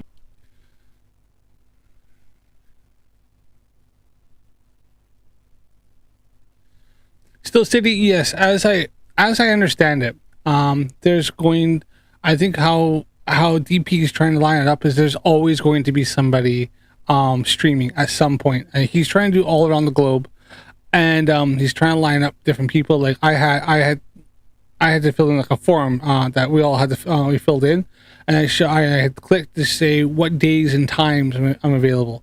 So as I understand it, we there's going to be somebody streaming at some point nonstop. I think it's going to go on for the full, what is it, 48, you know, how many hours is going to be, because it's based obviously on DP's time, right?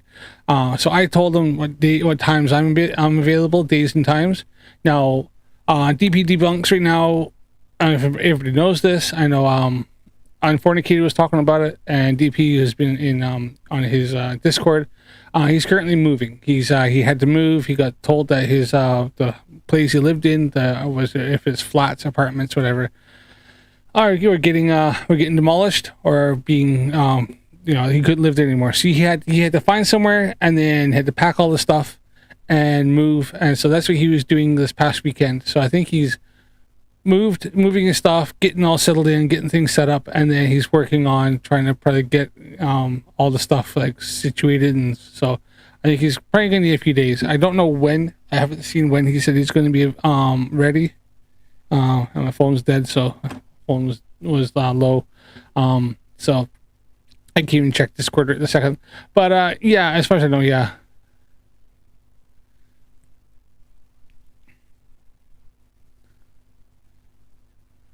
Yeah, I think Steel City, I as far as I understand it, I think he's going to have it set up that he's going to jump people from one to the other. So he'll have it set up that.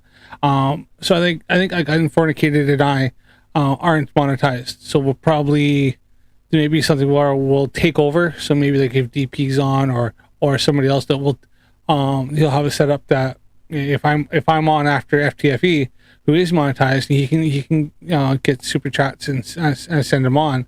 Then if I come on, then we always go take over DP's stream, and then that way it'll go through that. So I don't know the ins and outs 100%. I'm still working. I've never done this before. I'm still kind of really new to this stuff, but that's as far as I know. All right. So hopefully it helps, and hopefully DP Debunks gets on and explains stuff a bit more, or hopefully he does, because I don't have a fucking clue. I'm a little bit of speculation here, right? Elder Brother's like speculation. Was it integrity my ass?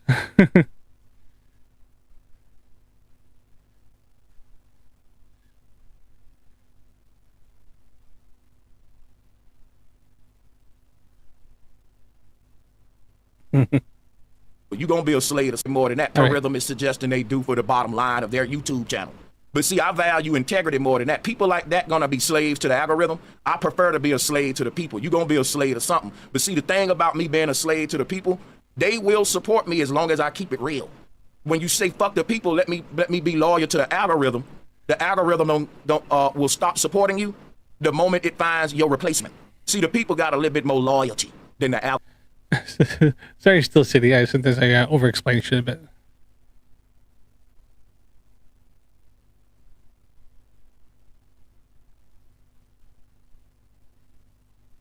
Right, yeah, okay. All right, Jim Daniels.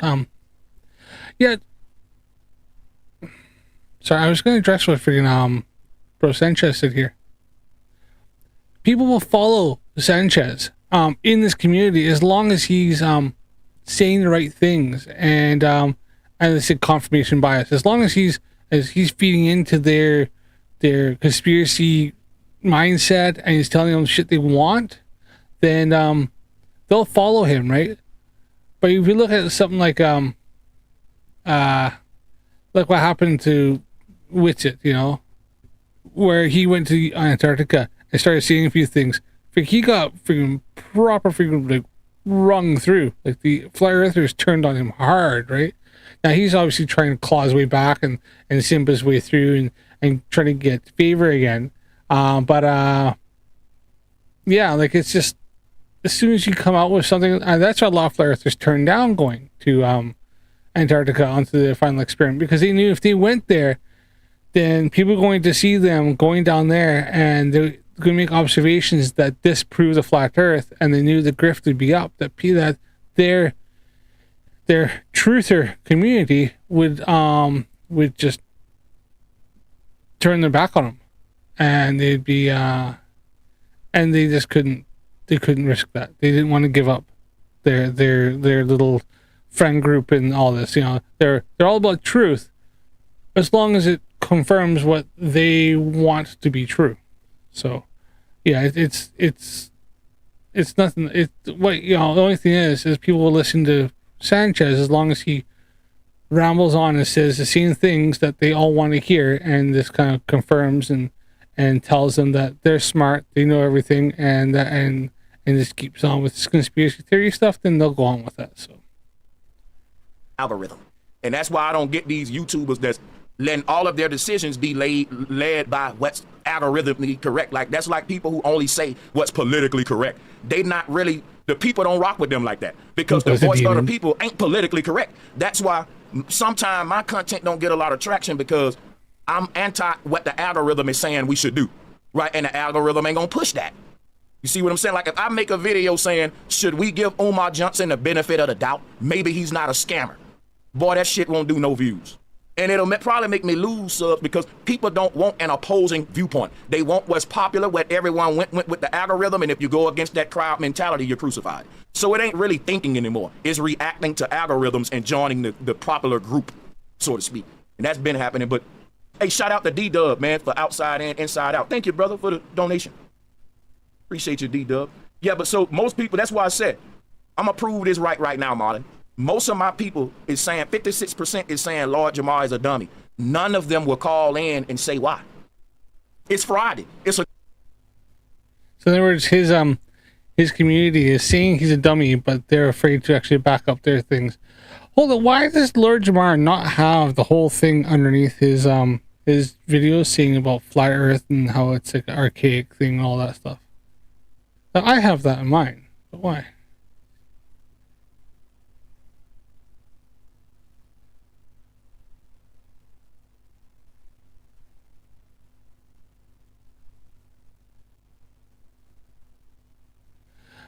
Yeah, I seen what you were doing there. Unfornicated with the your prize wheel. Just point them towards the GoFundMe, and yeah, and if they send you receipts, you do your little prize wheel, which is a really cool idea. It's a good idea. And that might be. I think maybe I'll just have to do that. That may just be it. I'll just have to post top of my my chat, and maybe put a little tag or something on my screen, just to say, here's the GoFundMe. Go here, donate. You know, anything. All donations are you know, welcome and appreciated. And just let's see if we can help out and do this, and just go with that and see what happens. And maybe that's the way to do it. So I'm looking at actually doing some merch. I've been looking into was it Fourth Wall? I think was one I was looking at the other day. So I might start bring some stuff up and get some mugs and go through that and see what people are interested in, and start going some stuff. Get my daughter, she's quite a good little artist, so see if she can do some stuff for me. So you just didn't need to figure out how to raid channels. Yeah, exactly. I have no idea how to raid channels. I don't know. So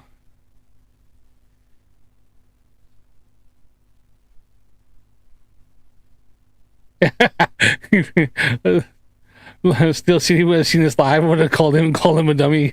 That would have been awesome. Well, it's a 4-hour freaking stream, so maybe somebody did. That would have been awesome if they did. He has integrity at 50%. He has integrity at 50% of his community thinks he's an idiot. What integrity? Good point. The call-in show, we chilling, but they won't do it. Now, if I was saying Lord Jamar is a dummy and all that, it'll be hella people watching this live right now calling in. So this show is a prime example. Look at the numbers. Look at the participation. See, even though you got a lot of people think he's a dummy, they don't know why they think that, but I'm telling them why. You've been duped by the algorithm. It ain't your thought. It's a popular thought that you got behind. You've been socially engineered to get behind. Because think about it. Out of the 56% people, why nobody would call in and say, look, bro, I think the man a dummy, Sanchez, and you rocking with him. Remember, Sanchez, I rock with you. Because think about this, Marlon. It's deeper than Lord Jamar. These are my subscribers right now. It's my poll. I'm saying I rock with Lord Jamar and I support him. And I can't even get any of my own people to come up and say, Sanchez, I don't think you ought to rock with him, man. You might be. Because if y'all see something I don't see, why you ain't rocking with him, but you rock with me, I think. Because flat earthers are scared to even try to put this stuff out there and get challenged. Because they're all scared that if they come up and say, no, Lord Jamar is an idiot, and this is why, because he's a fucking muppet, because he doesn't understand a fucking single thing, and every time he brings stuff up, if anybody pushes back, he gets absolutely racked. He knows that probably Sanchez should jump all over him, and the people don't want to do that. They don't want to get they don't want to get like freaking Oakley or anything else. So people, they don't. They sit there, and unless they can go in there and agree with him, like that one fella did, then people, flat earthers, they don't want that. They don't want to have they don't want to come up. If they say something, or if they come up and say something, then other flat earthers jump on them and something that they become they get pushed out of the community. They suddenly are exiled and so they don't want that. So they sit there, chirp in the comments, as most flat earthers do, and sit behind the wall, keyboard warrior, because they can run away whenever they want to. If you really rock with me like that, then you would probably share. Yeah, still see, this is Sanchez talking about Jamar. Sanchez supports Jamar. He's talking to his community and he thinks that Lord Jamar is really like a super smart genius fella, that he's doing loads for the black community, that he's like a trailblazer, blah blah blah, revolutionary and shit like that, and he wants people, and if people see he's dumb, he wants them to come up and say why. So yeah,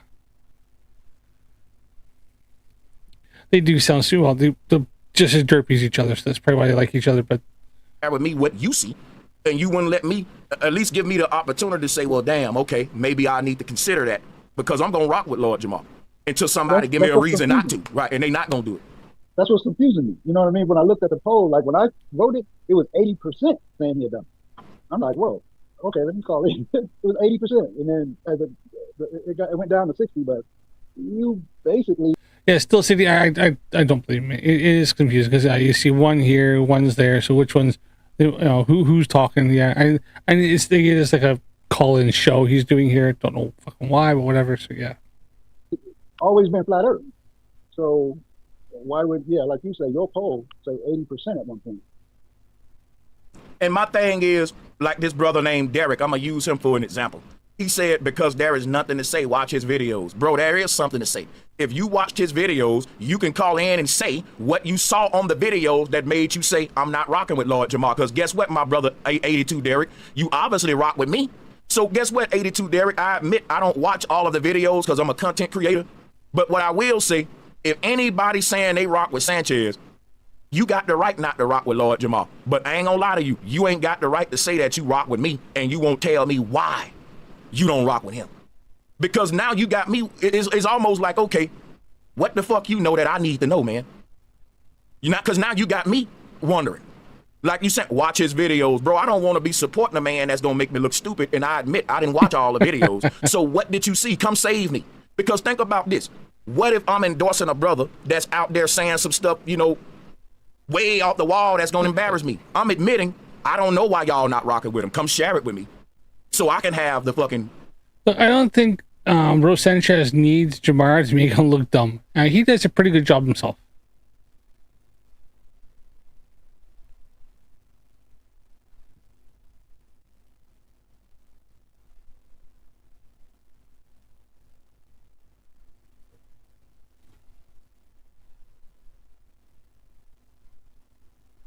So yeah, I don't think Rose Sanchez needs Lord Jamar or anybody else to make him look stupid. Like I said, his YouTube channel and stuff, he does a really good job himself. Opportunity to consider that. Yeah. So, because my thing is this, Marlon, any legitimate person that don't rock with someone can tell you why they don't rock with them in less than 5 minutes, even shorter than that. So I was just reading the what happened? You, my friend, that was showing me that Lord Jamar. Hold on. On actually, I hit that. You know more about that than me. So I mean, no one's. That's why I'm passionate about this video, because most people.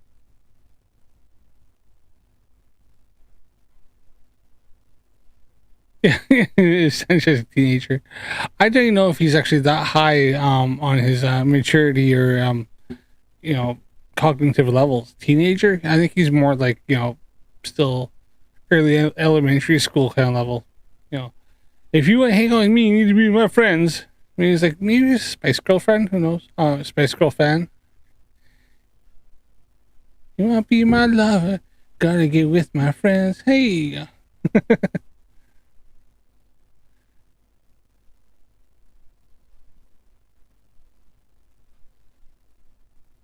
People can't tell you, Marley, why they don't rock with Jamar. And I know they can't, which is why I made the title like this. I made the poll like this. And I knew that a lot of people that vote that the man was a dummy what it's going to do is going to make them think and look in the mirror and say, damn, why am I hating Lord Jamar right now? Sanchez, right. It ain't like they're going to admit it, right?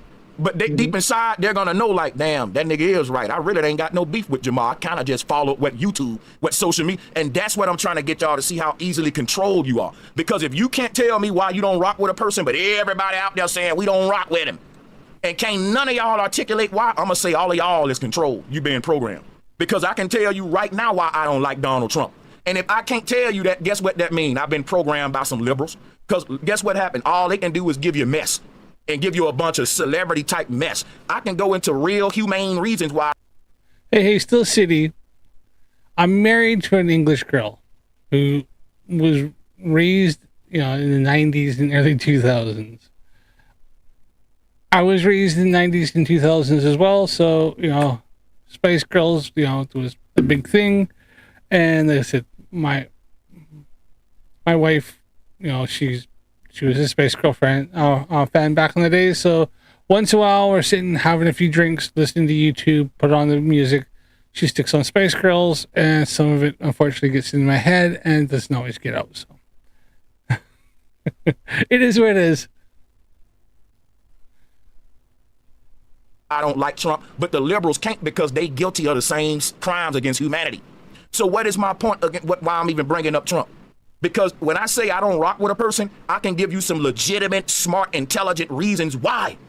And these reasons, you may not agree with them, but you will never be able to say Sanchez just... Dude, did he just say that? Oh, did he say... the same crimes against humanity. So what is my point again? Why I'm even bringing up Trump? Because when I say I don't rock with a person, I can give you some legitimate, smart, intelligent reasons why. And these...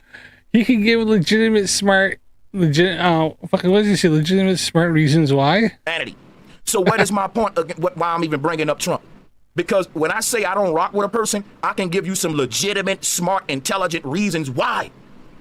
She can give legitimate, smart, intelligent reasons. I don't think freaking Bro Sanchez has ever had a legitimate, smart, intelligent fucking reason go through his head in his whole entire fucking life.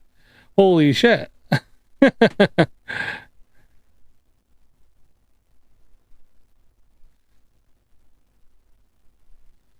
What's that, unfornicated? Is that the one for Critical Think?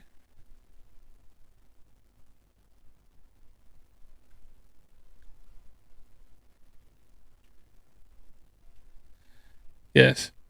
Lord Jamar is a big dummy, and that is empirically proven.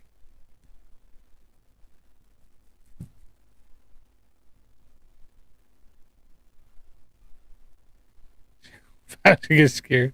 Yeah. Still City, do it. Do it. I would love to see that. This like do this bunch of different like tune things. All right.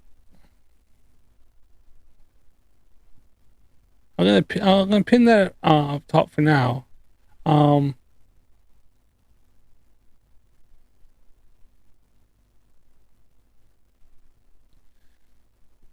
The critical GoFundMe link. Okay. So the top there is critical unfornicated. I've pinned this thing. That is the critical thinks GoFundMe. And I'll keep it up on there, and then I'll copy that and keep that for keep my pocket for the Critical-Stream-Athon when it comes up in a couple weeks time. Which should be interesting because it's the weekend after my mother-in-law's funeral, so that should be a fun one. Hopefully, gonna have some fun, have some laughs, and get the mood back up. Right, gets me energy going.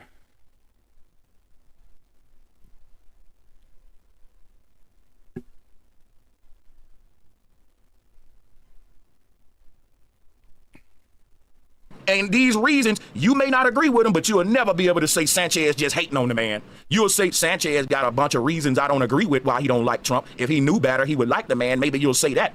But I'm going to articulate why I don't rock with him so intelligently. There you heard it from Unfornicated right here. If he wins the Powerball jackpot, then he will probably offset the rest for Critical Think. What a good guy. Hey, look at that. If he wins $650 million, he'll help Critical Think out. What a guy. You ain't gonna be able to say I'm hating. You ain't gonna be able to say I'm hating. I can do that with y'all though. I can, the average nigga that say I don't rock with him, I can go up to him and say, bro, why don't you rock with him? Thanks, Still City. That's part of why I was a bit late here. Yeah, we've been trying to get things sorted, so it's yeah, it's been hard. It's been really hard on my wife, because it's her mom. But I'm married for 17 years, so she was in my life for 17 years, so it was a hard one. So yeah, she was only in her late 60s, so she was even like super young, super old.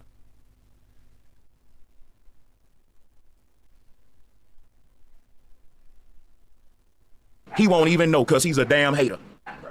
You's a hater, bro. You got to have a real good reason. And I'm making niggas self-reflect right now about their opinion with Lord Jamar. That's all I'm doing. What's up, Humbled Up?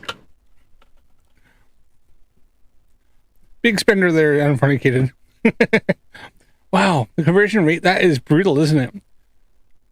40k Australian is like 5k USD. Oh, that is a nasty conversion rate for the Aussies, isn't it? Wow.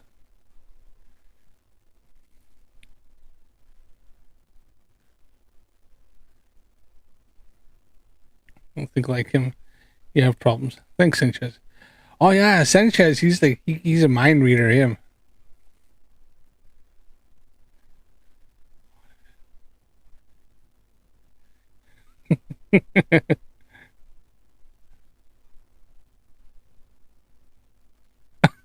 If you want to retire, you've actually just stuck with me live streaming every day, counting out $1 million in pennies. Fuck. AMSR content from Unfornicated. 1, 2, 3, 4. Fuck. 1, 2, 3. Oh shit.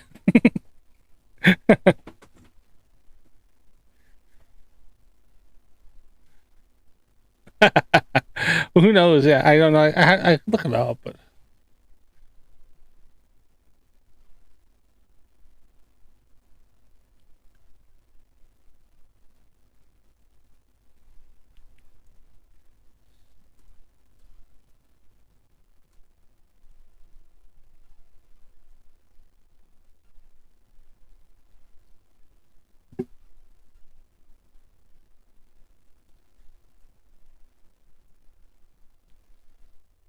it never was. Never on.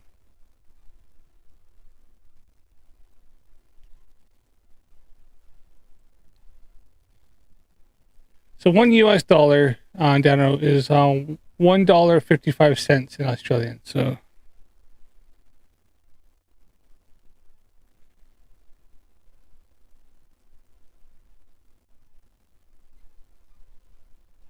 you're gonna have to have a bit more than that, buddy.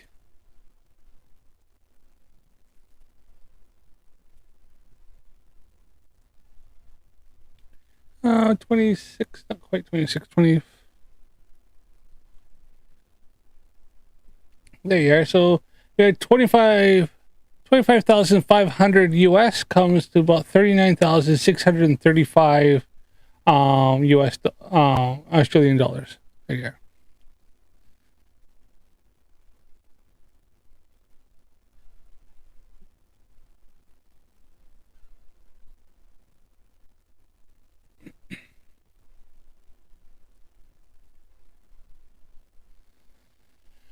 So here, $25,800 US comes to 40,197 Australian. So there you are.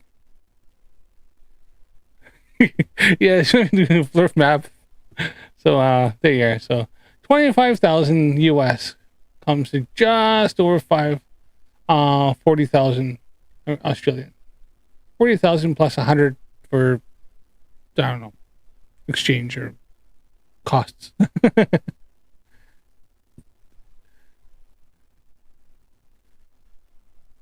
All right, back to Jamar and Sanchez. I don't even have enough information on him to hate him. Hey, what's up? That's fine. That's fine. Humbled Up. What's good, brother? You got the floor. Welcome. Hey, what's up, my bro? Before you go, real quick. Still stating, I'd love to see that $1 million in pennies weigh approximately 275.575 tons. Wow. Fucking that'd be a lot. The Scrooge McDuck freaking swimming in your freaking pennies there, eh? Quick, let me give a big shout out to Dataway, man. Please put your beats behind your message on some Callaway stuff. Oh, okay. A lot of folks are doing that. They making little, instead of rapping on the beat, they just speak a lecture over the beat. Let me know if that's something y'all want, man. I can definitely do that. I didn't know that was, I thought it was kind of corny, but maybe I'm the corny one, and maybe I'm too old school. Because if they ain't Callaway doing it, then it must be something to it. I'm sorry, Humbled Up. Thank you, Dataway. No, you good, bro. I just wanted to say I do rock with him. I rock with Lord Jamar. He's with the flat earth community. But like I just think sometimes like he be like a little bit scared at times, and that's just the only thing that I don't.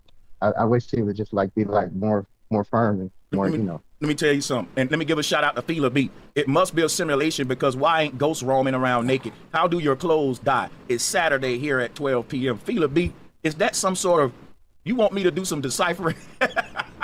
Fela B, what's good? Now, appreciate the love. Brother, let me respond to what you're saying. To say Lord Jamar is scared, let's be specific. Are we saying when it's time to debate, when it's time to represent for this flat earth thing, you saying Lord Jamar kind of get the bubble guts? That's what I'm hearing. Not really like that. Not really like that, but more like, because he did stand firm. I think he actually did a great job when he went against the one guy. What was his name, Dave? Mr. Dave, we can't call him a professor, but yeah, YouTuber Dave, yeah. Yeah, when he went up against him, I think he did a great job. You know what I'm saying? But I mean, like the after effects. You know, it was like he kind of like took the L. Like when people were saying it was an L, but it wasn't an L. It's Jim Daniels. We don't have pennies on this side of the pond. We have cents. All right. Well. Isn't that kind of the same thing?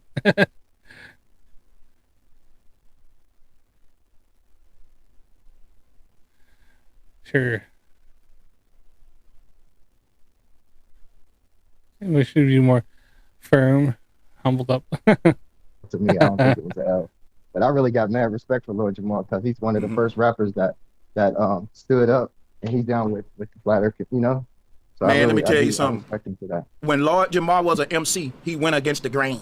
He wasn't an MC that went with the industry standard to fit in with the bullshit, right? And he's the same type of man. He's the same man today. He go against the grain. He's a flat earther when all of his peers aren't. But they know the fucking earth flat, but they ain't got the nuts to do what he doing. Just like rappers in his time didn't have the nuts to be anti-industry while you in it. But you see how far his music career got when you like that, right? And they trying to make the same example out of his social media career because it's a black man going against the fucking grain. Yeah. He's still 5%er, but he's standing firm on all the 5%ers because they all still think the earth round. Yeah, the 5%ers, let me tell you something. It ain't even about them thinking it's round. Even if they all knew the truth and found out the earth was flat, they can't say it because they whole order. Good point, Aldebaran. It wasn't just an L. It was a capital L. Yeah, L exclamation mark. Organization, the symbolism, and all that is based upon globe earth shit. That's just like the New Wapians, right? In bold and in italic. About this, right? The teacher of the New Wapians said that he made contact with aliens from another planet. If the New Wapians find out the earth flat, you think they gonna call their master teacher a liar? Because if he said he made contact with aliens from another planet, then other planets in space gotta be real so that they OG ain't a liar. You see, that means integrity. Now, I believe if these people found out the truth about the earth, they wouldn't be able to say it. That's like Billy Carson. If he found out the truth about the earth, he couldn't say it. He already blew up with an alien abduction story. Soon as he say, hey man, the earth flat, can't nothing get in here and can't nothing get out, they gonna say, but I thought you was abducted, man. See, now you proving the earth is flat ain't just proving the earth flat, it's proving that a lot of motherfuckers in power been liars the whole time about a lot of stuff. Well, look, I'm still waiting. The whole globe is waiting for empirical flat earth evidence. So if Bro Sanchez, Lord Jamar, friggin' Ostewitz, if any of them have this elusive flat earth evidence that we've been looking for hundreds of years, they would like to see it. Everybody, the whole world would like to see it. Come show the flat earth evidence, collect your Nobel Prize for physics or cosmology or whatever, and then become super famous and have schools named after you and blah blah blah, and change all the history books and be hailed as like the champion of the human race. But until then, it ain't fucking happening, is it? And it hasn't happened for hundreds of years, ever since freaking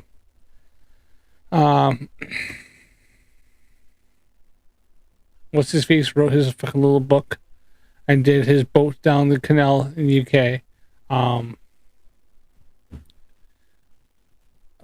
Fucking what's his name? Isn't my tongue a second ago, but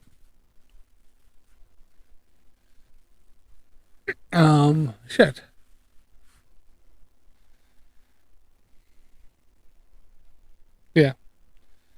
whatever. It almost came to me, but whatever. Yeah. And it's deeper than just abduction stories. So if anybody wants to bring up, bring flat Earth evidence, I'd love to see it. I've always had that open, but it doesn't exist because the Earth isn't flat. The Earth is a globe. Space is real, and flat Earthers are liars, delusional, and stupid. Once you prove the Earth is flat, that debunks climate change. Robotham. That's it. Robotham. Ever since Robotham did his whole thing where he then instantly got debunked by somebody who knew what they're doing, then yeah, we're still waiting for evidence. That debunks unnatural weather patterns. See, people, this is deeper than flat Earth. Once you know about the firmament dome, you realize that according to the ancients, all of the weather patterns in the past were predictable. The doggone yeah, they weren't. We're probably the best we've ever been at predicting weather, and still sometimes don't get it 100% right. But people back then, there's no firmament, and the ancients couldn't predict the weather. The only way they predicted the weather is the same way I go up my garden, I look up at the sky, I watch the wind, I look at the leaves, and I smell the wind air and go, I think it's going to rain. And then about an hour later, it rains. Did I predict the weather? No, I knew a few things, I know, because I've learned through stuff that I've learned in the years, that different signs of things changing. Sometimes I can smell this moisture in the air. But if I got on if I look at my weather app, I go, about noon it's going to rain. And then I look outside and it rains, and I go, oh, look at that. So, and I didn't know. It was nice and sunny when I woke up in the morning, and it started raining in the afternoon. So yeah, we can do that. But the ancients couldn't do that. They wouldn't have known. They wouldn't have known, like, tomorrow it's going to be bright and sunny and 24 degrees out. Scientists telling you that the Indians was doing a dance and making it rain. No, you dummy. The Indians was dancing because they knew that it was going to rain. Yeah, exactly. I've been wondering what this dome and this firmament they keep talking about too. And I also like to know why, if it's there, then why can't we bounce radio signals off of it? Or why don't we pick it up on radar? I mean, people like Unfornicated who worked in the Navy for so long, and they had radar. So why weren't they picking up this dome above them? Or if you're looking for like planes and stuff like that, like, well, where is the dome? I was asking Matthew Hakeem today in Mikey's chat before. It's one of the things is I asked him, why doesn't the sun change angular size from sunrise to sunset? Because on the flat Earth it would. And he's trying to claim I said the sun changed angular size because Matthew Hakeem can't fucking read. And I said, no, it doesn't. Even other people are like, no, I never said that. And I asked him if the sun and if the moon, or if the stars are further away than the sun and the moon. He couldn't answer. He went, first he's like, the stars are in the firmament. I went, oh, okay. So is the moon and the sun above or below the firmament? And then he said the sun and the moon and the stars are above the firmament. Like, okay, so they're above the firmament? And he goes, well, we don't know. Well, fuck, you can't, stop contradicting yourself. Either they are or they're not. Like, it's just so stupid.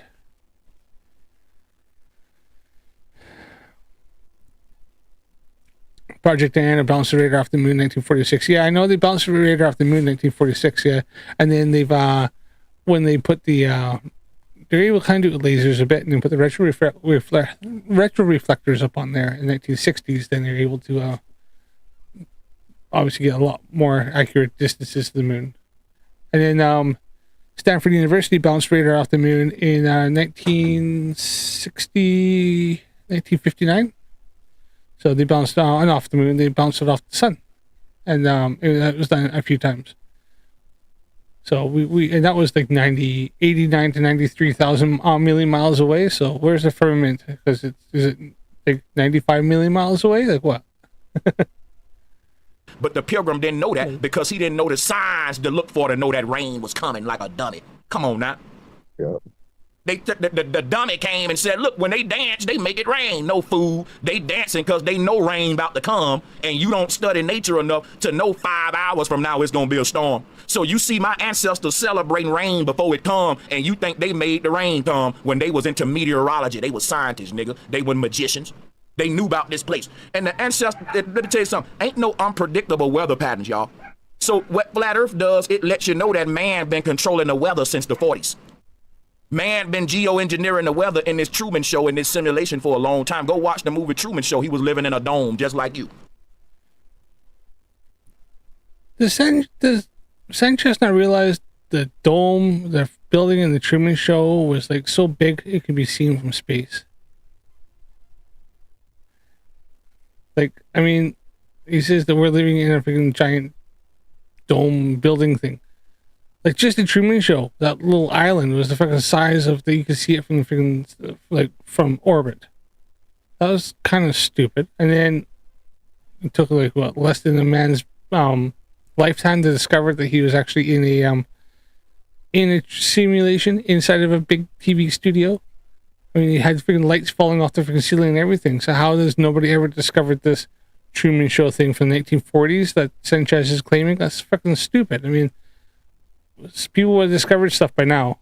Like, it's not that hard. You know, people have private boats and planes and shit. It's just it's a ridiculous thing. What do you say? So weird. How do you see something about living in the? And been controlling the weather since the 40s. Controlling the weather since the 40s, but absolutely no evidence. He's like, he seems to make all these claims, but it doesn't actually back it up with anything. It doesn't say controlling the weather since 1940s by using radar or using what? Like, how we controlled the weather since 1940s. Because in 1940s, we were still using, like, you know, propeller, like, aircraft. Like, we're still, like, even just to fly was like, we're using, like, instrumentation, manual instrumentation. Like, you know, it was all like analog instruments and shit like that. So how we control the weather?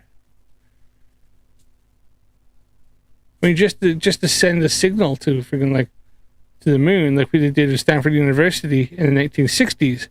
It was like a massive, huge radar array and took a lot of power just to send a signal. So that's just fucking ridiculous. Like, this guy makes all these claims, but doesn't know how to use an ounce of freaking, like, thinking to go, hold on, wait a minute, I'm saying this stuff, and it absolutely makes no fucking sense. Man been geoengineering the weather in this Truman Show, in this simulation for a long time. Go watch the movie Truman Show. He was living in a dome just like you.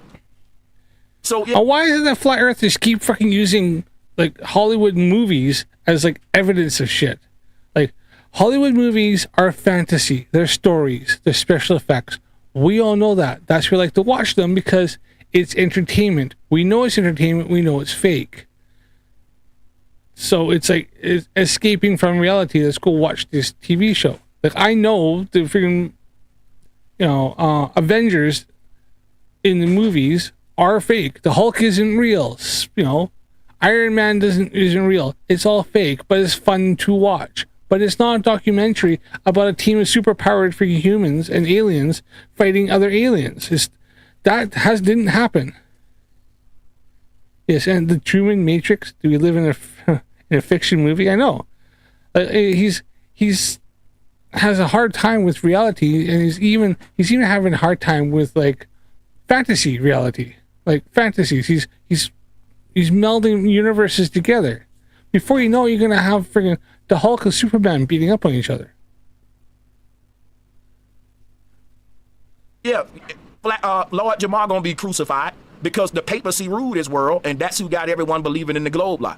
Flat Earth brings back Gnosticism and truth. But this is the Aquarian age, and just because the truth is coming back to the earth don't mean everybody gonna accept it and get it. Even the Bible know that, because this shit didn't happen before. It always a reset that come, and some folks get the download and others don't. Only a few people get the cosmic download, and they get ridiculed and crucified, just like Lord Jamar. And like I said, how do you know a person is being crucified? Because everyone cancels that person without a valid explanation. I'm doing shows like... Oh no, we have a valid explanation where, you know, Lord Jamar is getting canceled because he's a piece of crap and he's dumb.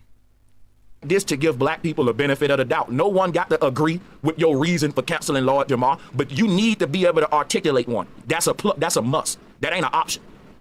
The moment you say I don't rock with Sanchez as an adult, Sanchez be using Dark City if it was a more popular movie, probably, yeah. you need to be able to intelligently articulate why you don't rock with me. You just can't say, I just don't rock with him, man. Fuck him. Nigga, that look like you're hating and you childish. And you immature as hell. So, right, and all I'm telling people, I don't care if you don't rock with Lord Jamar. I do care if you can't really verbalize why the hell you don't, though, because now I'm going to say, you dangerous, nigga. We got to get away from niggas like you. Is he not sure how else to attack the ice wall? I guess he'll have to think about it more. Well, I mean, there's one thing, you know, they say the ice wall contains all the waters, but then ice floats on top of water. So. Well, you know, there's a lot of flat earthers that think they're Jesus, so. Shout out to the people joining. Yeah, I would never hate one of these brothers, and all of these brothers on this panel. If I say Ratton, I don't rock with you no more. And he say, well, Sanchez, bro, why you don't rock with me? And I can't get that man a reason. Tell me I don't look, how I look, bro? Like a hater.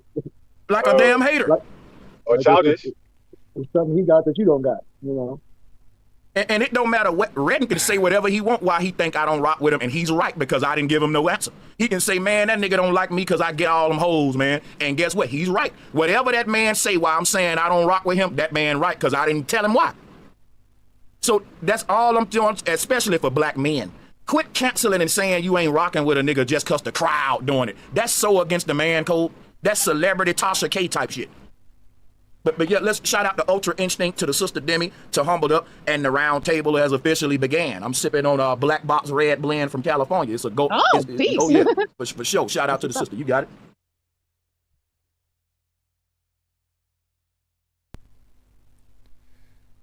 Sorry, sorry, I was just saying something. What the hell? What was he on about there again? Humbled Up, and the round table has officially began. I'm sipping on a Black Box Red blend from California. It's a go. Oh, peace. Oh yeah, for sure. Shout out to the sister. You got it. Yeah, because I'm starting to realize that this box wine is actually a better bargain, a better deal, and it's kind of tastes a little bit better. That's just probably me overthinking it. So he's discovered he thinks that box wine is probably a bit sweeter. It depends which one you got, but it's probably not. I wouldn't say it's better. And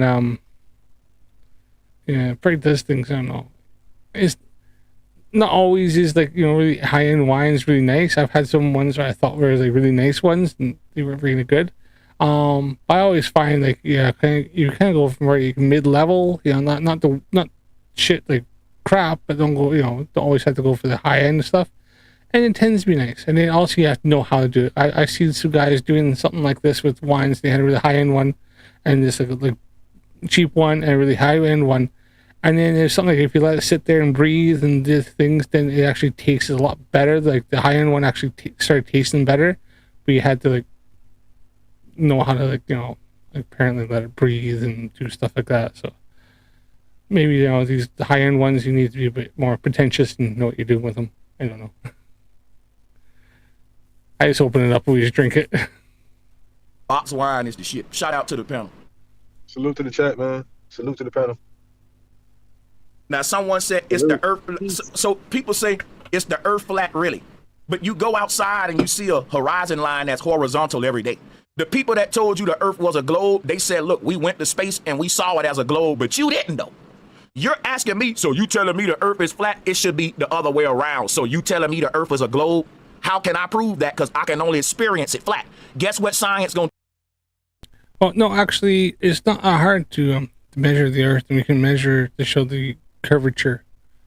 I mean, star trails, north and southern star trails, only works on one thing.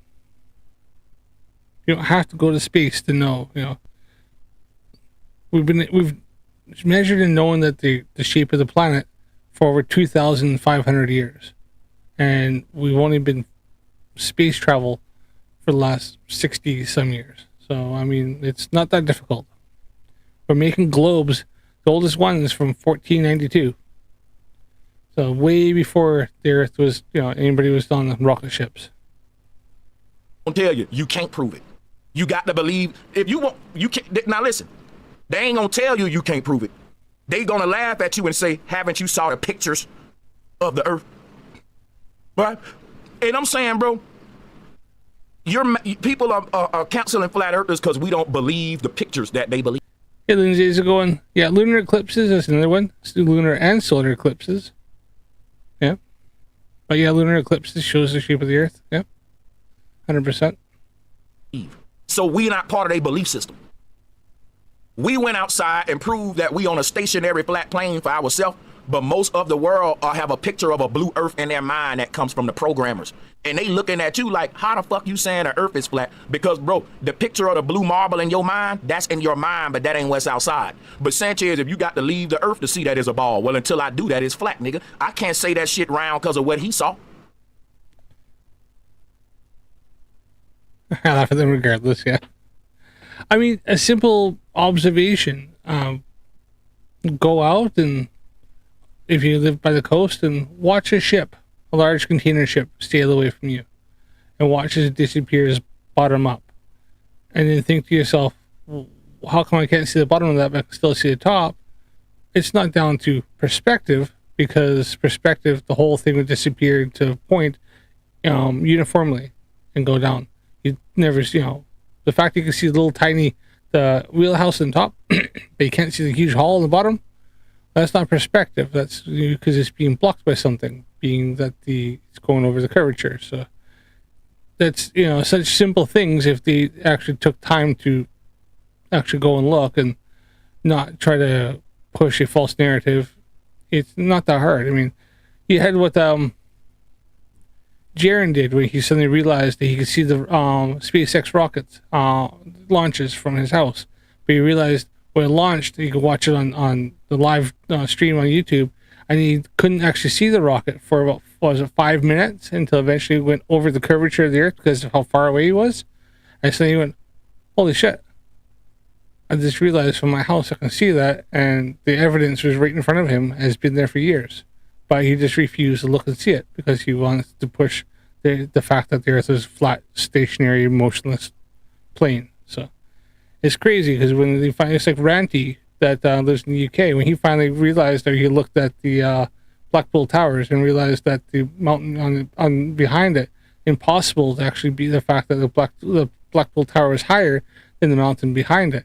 And he suddenly realized that the only way that could work is because the curvature, as it's going down, that mountain's actually going over the curvature. And he went, oh shit. And then suddenly he realized that everything was spouting for how many years was wrong. So it's crazy when they finally realize that all this evidence has been in their face. They just refuse to look and see it. Sunsets, sunrises, yep.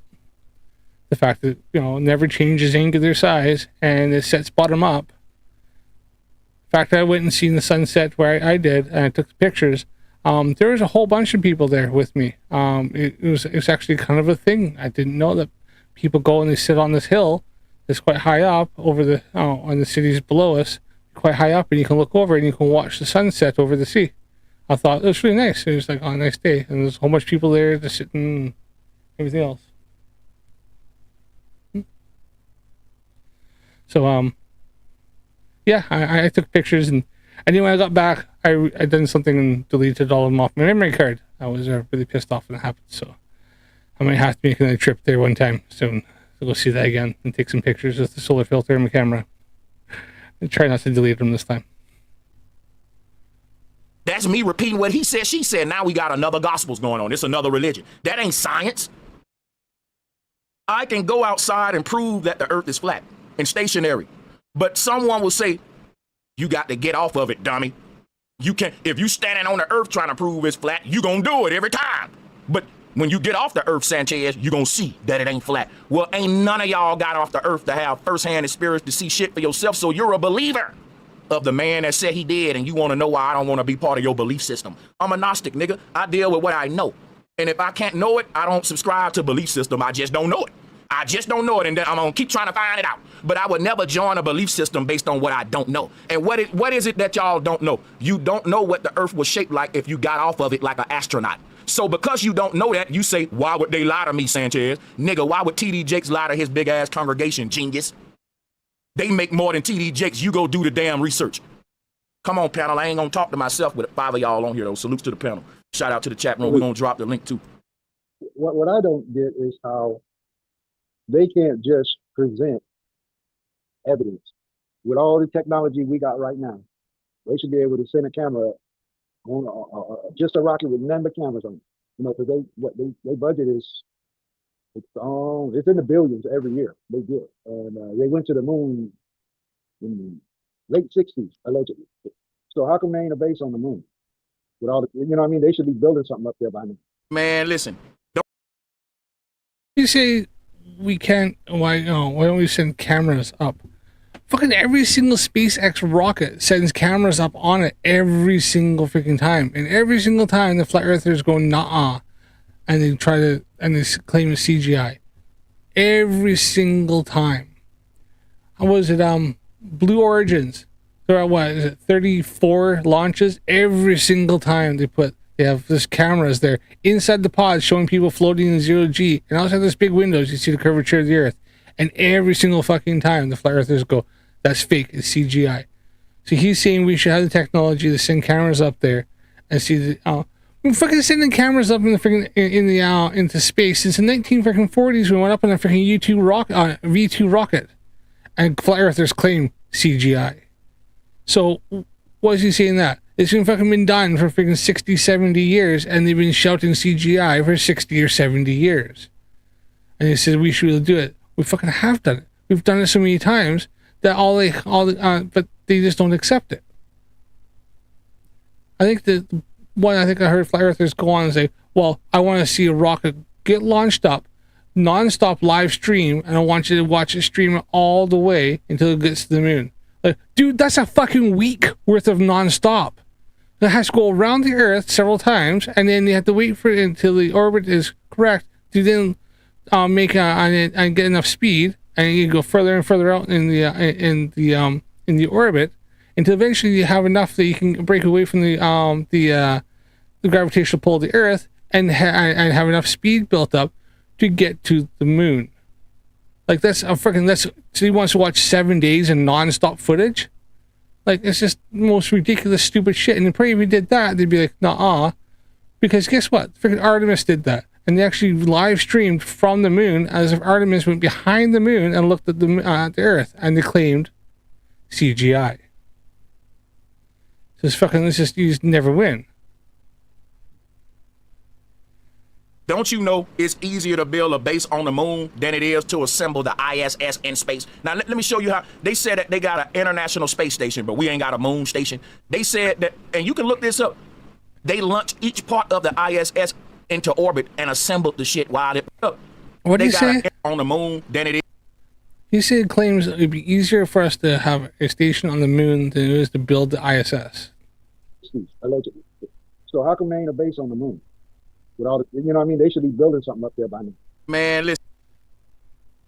There's a reason it's not based on the moon, because the freaking moon is freaking 250,000 miles away.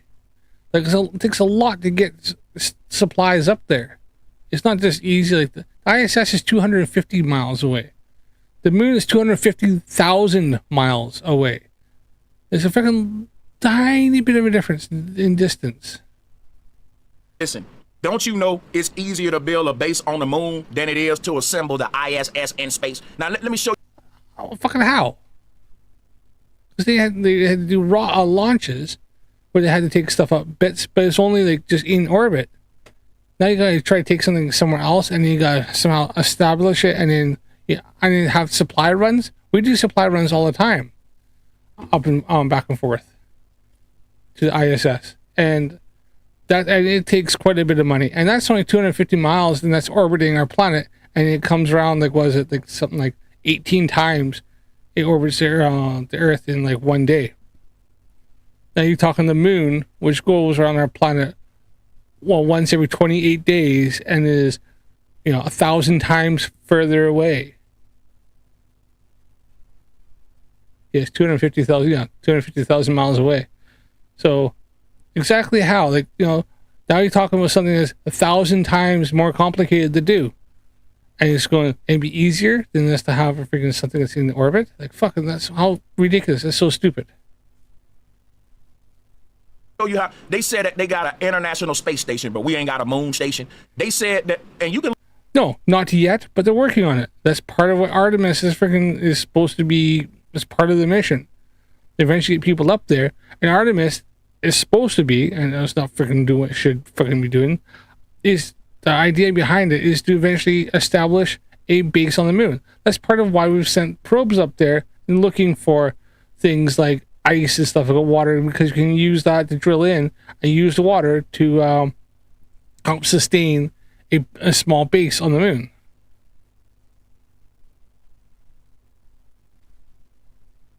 No, we still have no lunar base, but he's claiming that we should have a lunar base because it's cheaper to have a lunar base than it would be to have the freaking ISS. Even though, you know, the freaking lunar base would be like 250,000 miles away, and for us to get any supplies up there would take a lot longer just to get stuff up there. Which, you know, right now we can, you know, launch a freaking Dragon capsule and have something up to the and have stuff, you know, supplies up to them in a matter of like what, a day, a couple days at the most. But, you know, to send something to the moon, that's a massive undertaking. That's a lot more fuel. That's a lot more freaking stuff to go up there. And that's, you know, it's going to take a lot longer to get stuff there. The moon base is going to have to be somewhat self-sufficient. So it's a lot different than the freaking ISS. That's ridiculous. This is just simply down to the fact of, you know, freaking Bro Sanchez not knowing what the fuck he's even talking about. Look this up. They launched each part of the ISS into orbit and assembled the shit while it was orbiting the Earth, and it's orbiting at 5 times the speed of a bullet. 17,000. Right, but it's relative, right? They're going to tell you it's relative, but, you know, that's the part of. Exactly. It's orbiting because that's how the orbit stays. It has to orbit at that, because if it didn't orbit, that thing would be coming straight back down. It needs to maintain that kind of speed to maintain the orbit at what it's at. I mean, if it didn't orbit at 17,500 miles an hour, which, you know, they bring that up, or how many revolutions around the planet, then the ISS would lose altitude and would come back down to Earth. So it had to be it's called orbital mechanics, and it's all about maintaining and balancing the forces. The gravitational pull, because they're still experience something like 90% of Earth's gravity up there, but because of the speed of them going around, they're literally in free fall all the time, but they keep missing the Earth, and they have to go around. As they're spinning around that, they have to spin at that, it maintains. So they're maintaining their was it the tangential speed? I guess tangential speed. They're heading out, but because of Earth's gravity, it curves it around. And as they're going around, they're still maintaining tangential speed. So it's like that, they're pulling them down, but they're heading too far this way. So as they go around, they're just missing. And so they have to maintain that speed. Or the belief system. This is fucking it's so the same stupid. thing when you go to questioning a Christian about the shortcomings of their God. When they say they.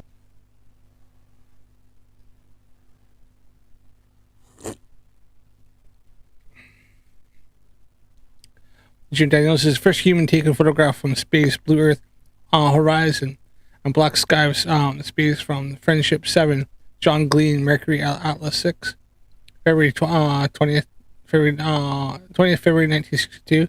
We tend to forget about this photograph, or if we tend to forget about Jim, even one that's even further back than that is the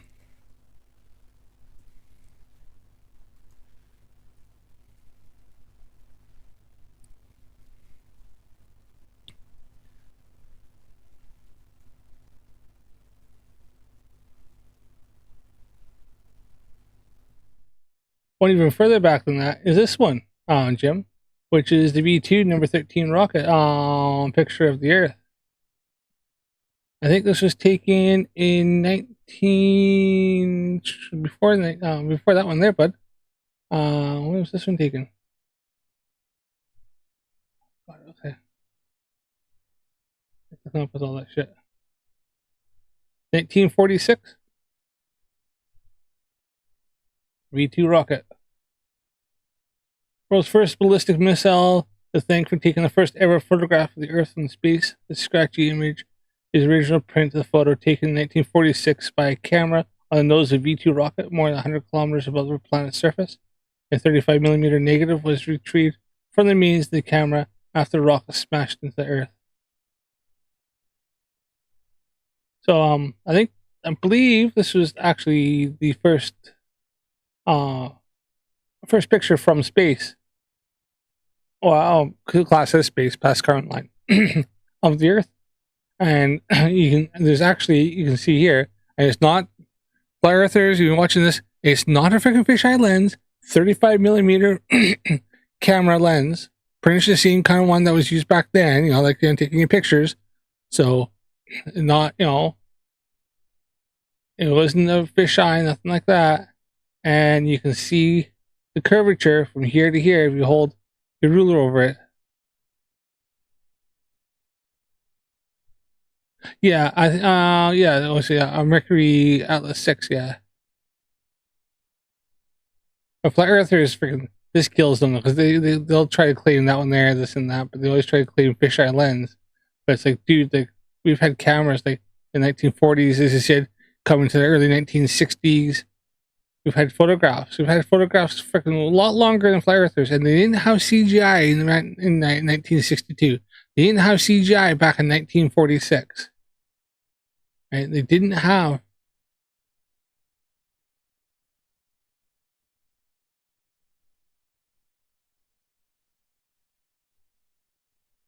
So it's just a cope they have. It's just insane.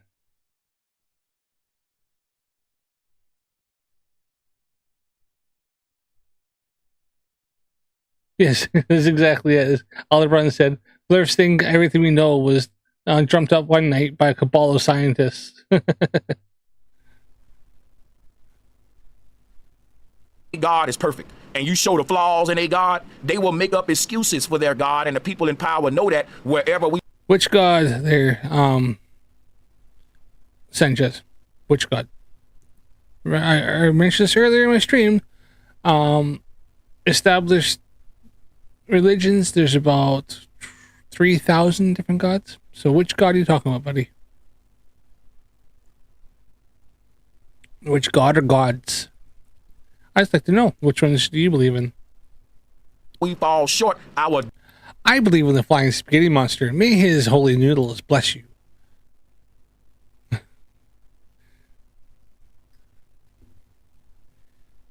May his omnipotent Parmesan fall upon and protect your family. Dumbass, diehard believer. And a flying spaghetti monster made around globe because he likes spaghetti balls. He likes meatballs. Will make that up for us because they so cult-minded. They will make up lies that NASA didn't even make up to defend their belief system. I've seen globalists do it. Oh, say you don't understand it. You just don't understand. You just don't understand the concept. Fuck out of here. The concept is like it's $80 million a day. Or what is it? Every day? You make like close to $80 million every day. What we getting for that? $80 million. You see, flat earthers always have to bring up this thing. Oh, or how much are we giving freaking NASA? Blah blah blah blah blah. Such a waste of money. Such a waste of money.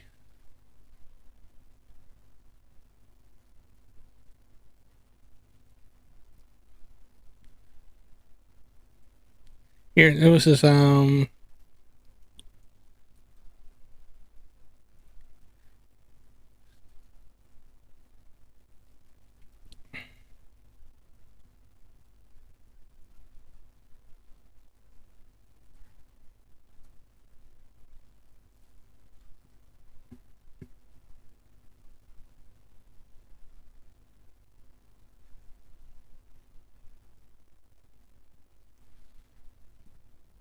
Flare of Syria.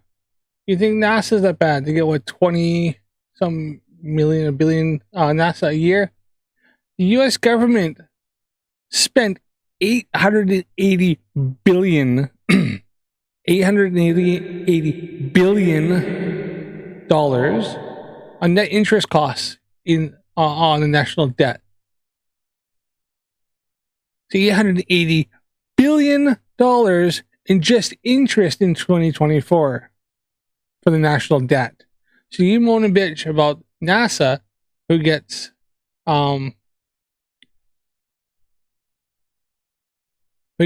what is it, 25 million or something like that, and it's actually gone down in 2025, when just the interest payments alone, just the interest on your debt, is $880 billion.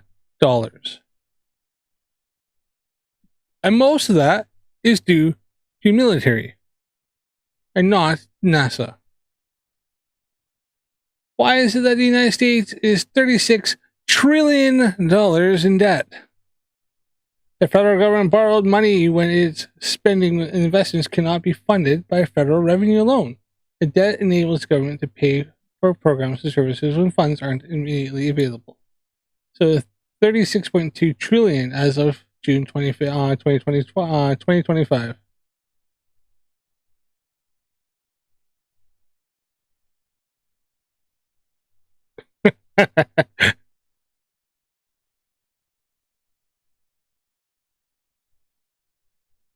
The flying spaghetti monster knows what he is. John Glenn's photograph sold on auction 2022 for $3,750 US. Great buy. Yeah, that's pretty cool. They said it was the first picture man took of Earth. That's a pretty freaking cool thing, though. I mean, if you got the money, that is like, obviously it's a piece of world history. Not, I wouldn't even say freaking U.S. history. Like, that's world history. The first picture a man took of Earth. I mean, that's pretty cool. That's definitely a conversation piece, I'll tell you that.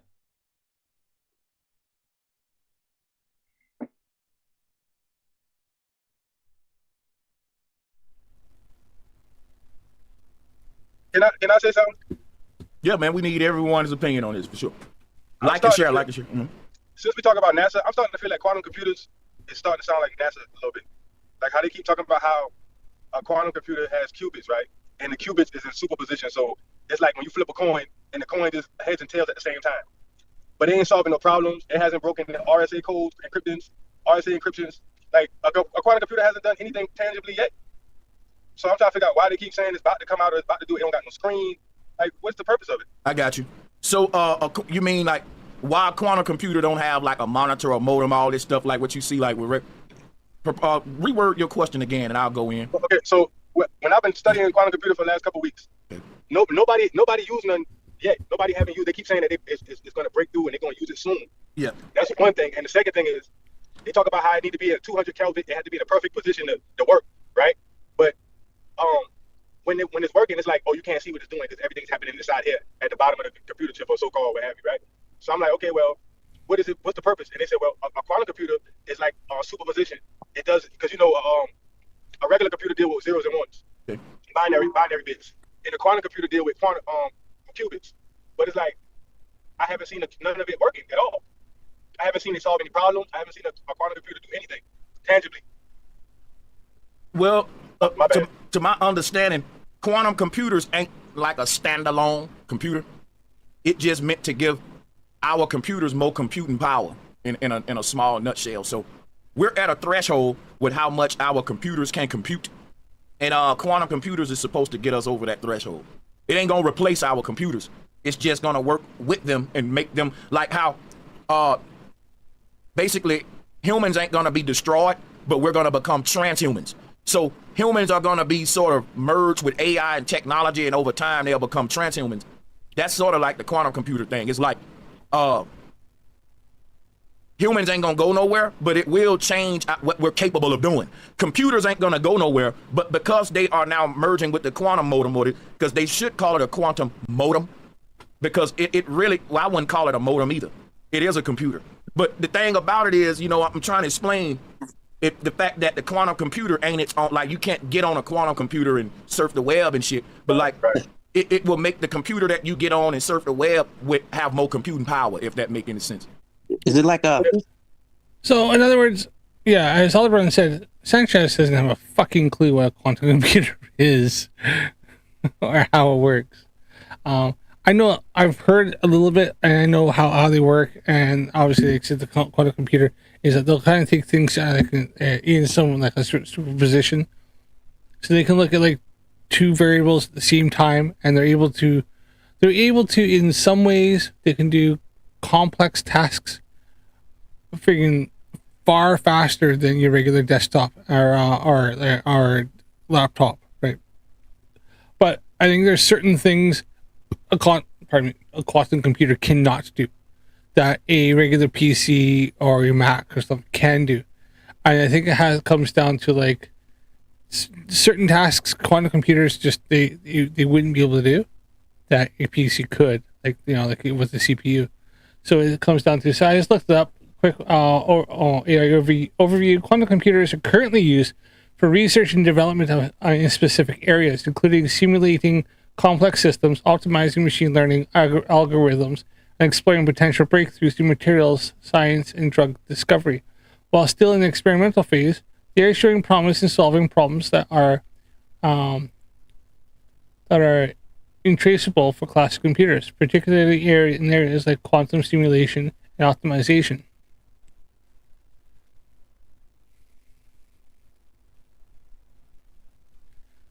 I think it's because they can like do simulations. They can run these things so much faster than that's what it's used for. So like quantum simulations, drug discovery. Quantum computers can simulate the behavior of molecules and their interactions, potentially accelerating the development of new drugs and therapies. Material sciences, simulating behavior of materials at an atomic level can lead to the discovery of new materials with desirable properties like superconductors or better catalysts. Computer technology, computers can be used to model complex chemical reactions within batteries, potentially leading to more efficient and powerful batteries for electric vehicles and other applications. All right, so they can, other areas, cryptology, fundamental physics research, machine learning, acceleration, logistics and supply chains, financial modeling. What can't quantum computers? I know there is what?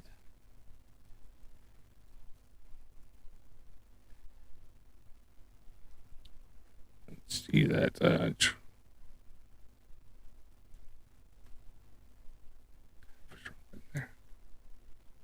Can't quantum computers.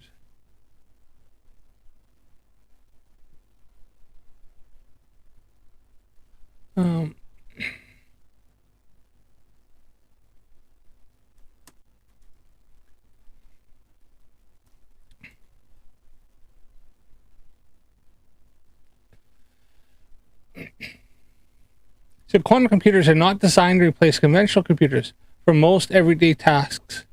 They excel at specific types of calculations, particularly those involving complex simulations and certain optimization problems, but are not a universal replacement for tasks like word processing, web browsing, or running most software. They are also not yet practical for real-world applications due to challenges in physical engineering and maintaining qubit stability. In general purposes computing, quantum computers are not designed to be general purpose machines in the same way as the classical computers are. They are specialized tools for specific types of calculations, everyday tasks.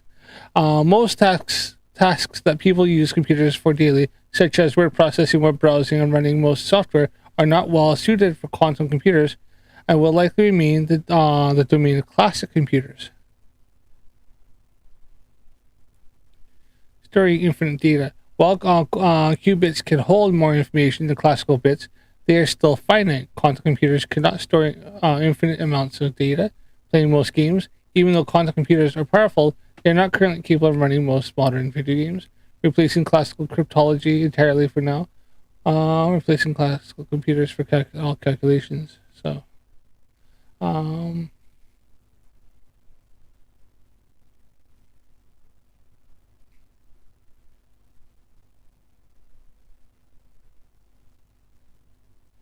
So it said being immediately practical, quantum computers are still in their early stage of development. Physically engineering them with sufficient qubits coherence times, and low error rates is a significant challenge. In summary, while quantum computers offer incredible potential for specific applications, they are not a replacement for the classical computers we use today. They are specialized tools designed for tackle complex problems that are intraceable for classic computers. So some things quantum computers just can't do. They're just not suited for it. It's just not how they're designed. They're a specific tool meant for a specific task.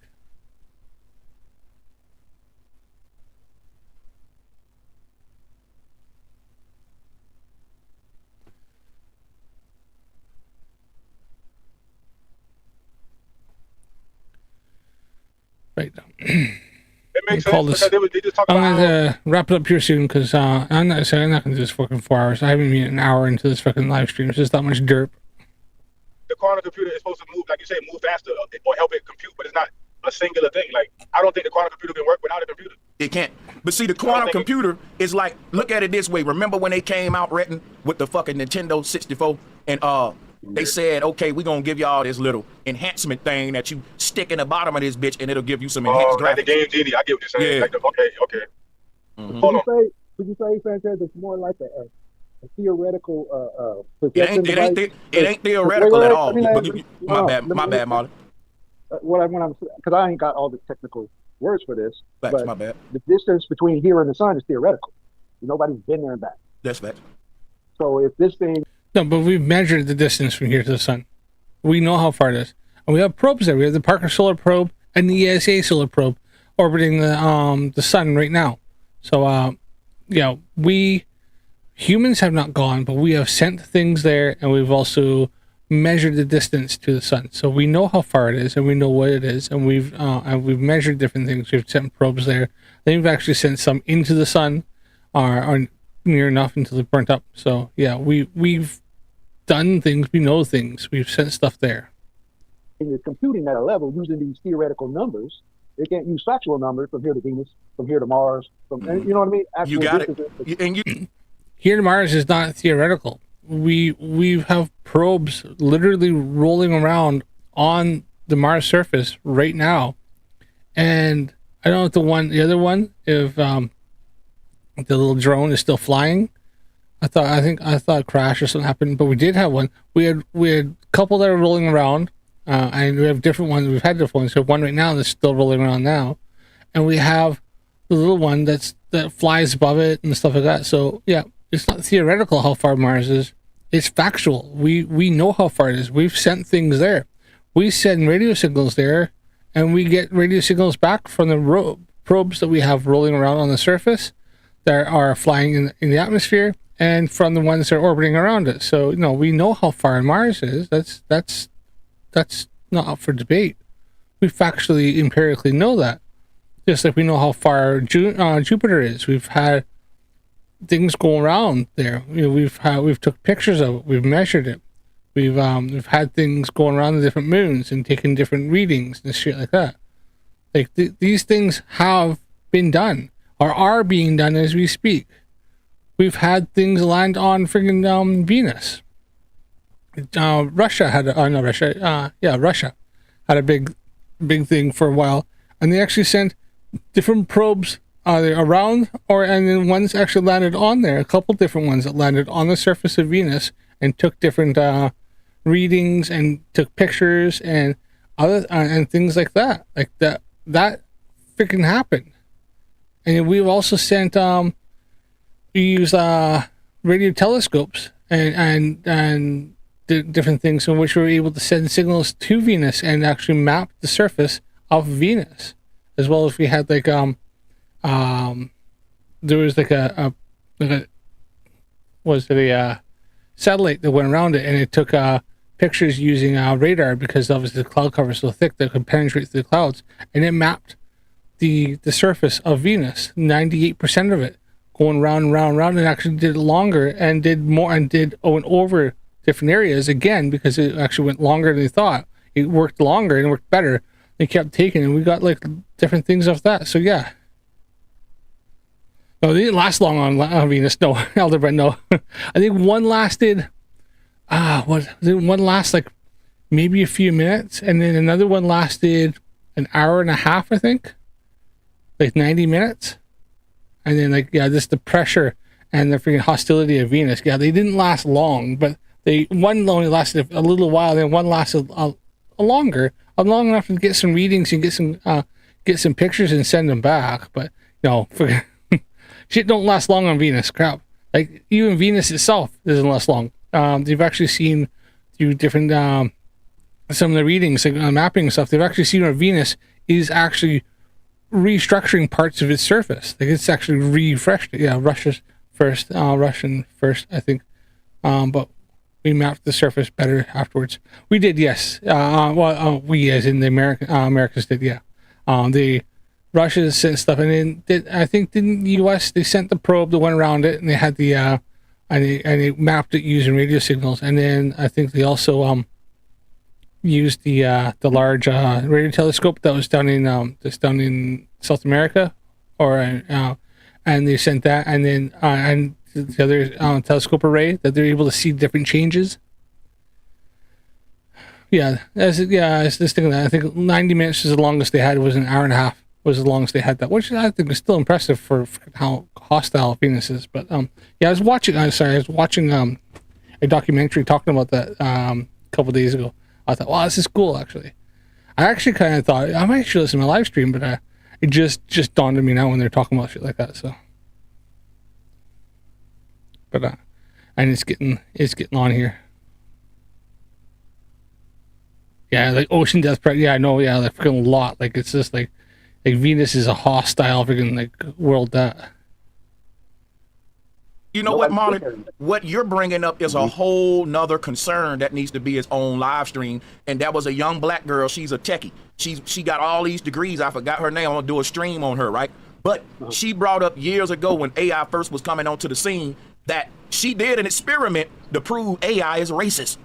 I'm gonna pull this girl up. Guess what, people? I promise y'all, Marlon ain't lying to you. See what he's saying about the sun? AI will tell you how many miles in between the sun, but it's still going with what Copernicus, Galileo, all of them. Now, Marlon, I've debated ChatGPT, and I've made ChatGPT say, "You right, man. I'm wrong on that." With the, I'm gonna call cap on that. I'm gonna take things that never happened for 500, Alex. Especially when it comes to science. I did have. Well, speaking of like having AI changes things. Now, what I did do something recently with that. AI is AI. To beat the machine. Now, AI isn't always 100% perfect, right? And there are certain times you can sometimes get AI to kind of come around.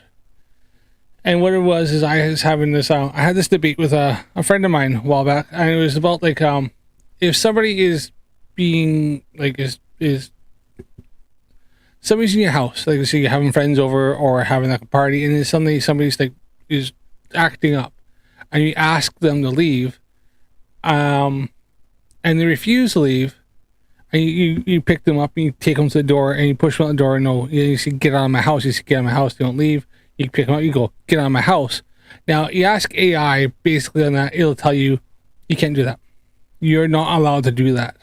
You can't get somebody and escort them to the door and tell them to get out of your house. When I got onto that though, it goes, no, you have to like call somebody, wait. If they're really being nuisance, really kicking off, then like go to another room, stuff like that, or you leave the house. I was like, well, why would I leave the house if somebody's causing trouble in my house? But when I got it is I said, what legal rights does a doorman, like a bouncer, like a doorman from a pub have? What can a doorman make somebody leave, like pick them up, escort them, whatever, like that, take them out of the pub? They went yes, because they're acting on the interests of the pub manager. I said, well, what legal rights does a doorman have that I don't have? And it couldn't tell me. It went, well, you both have the same legal rights. Like I said, what is it what he has? I don't. It goes, well, he's acting on the authority of the pub manager. I said, well, I'm acting on the authority of the resident of the house myself. I eventually got to the point where the AI, when you go back and forth a little bit, eventually went, "You're right. You have the right to make somebody leave the house. You have the right to escort somebody to the door, not within reason, not causing harm, not going overboard, but if I need to pick somebody up, carry them to the door, put them down, open the door, and go get out of my house, leave, get out, I have the legal right to do that. Just like if I'm in a pub and I'm causing trouble, a doorman can come up, pretty much grab me by the arm, two of them, and escort me to the door and tell me, go home, get out, go, leave. You're not welcome here anymore." And the AI eventually went, "I'm sorry, you were right. You taught me something, and you were right. You have the right to do that." First, it said, on certain terms, no certain terms do I have the right to physically make somebody leave my house. If I ask them to leave and they refuse to leave, I have to call the police, wait several hours because it's not going to be an emergency call, wait many, many hours, and then the police might show up eventually. And I went, "That's not right." But yeah, a pub, a fella, somebody can go, "Hey, you, get him out." And the doorman goes, "Out now." And the guy goes, "No." The doorman can pick him up and carry him out. How do I know this? Well, my best friends work security, and he's told me that's how it goes. You can't cause a lot of harm, but you can pick somebody up and you can take them out. He says, "I do it all the time." He says, "I don't drag them." He says, "Pick them up, carry them to the door, and go, get out, leave." And so AI, I actually got to the point where the AI, I think it was Gemini or it was ChatGPT, eventually agreed with me that it was wrong, I was right, and I had a legal right to escort somebody to the door and make them go out using reasonable force, not going overboard. So,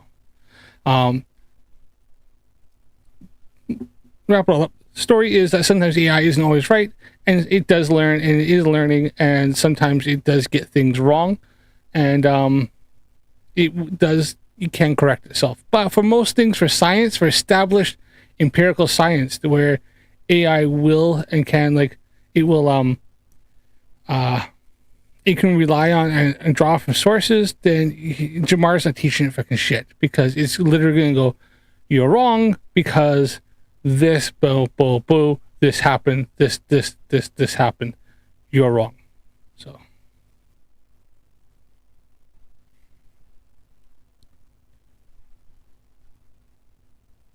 Oh, there, Aldebaran said, Maple is still hot, pooping wrong.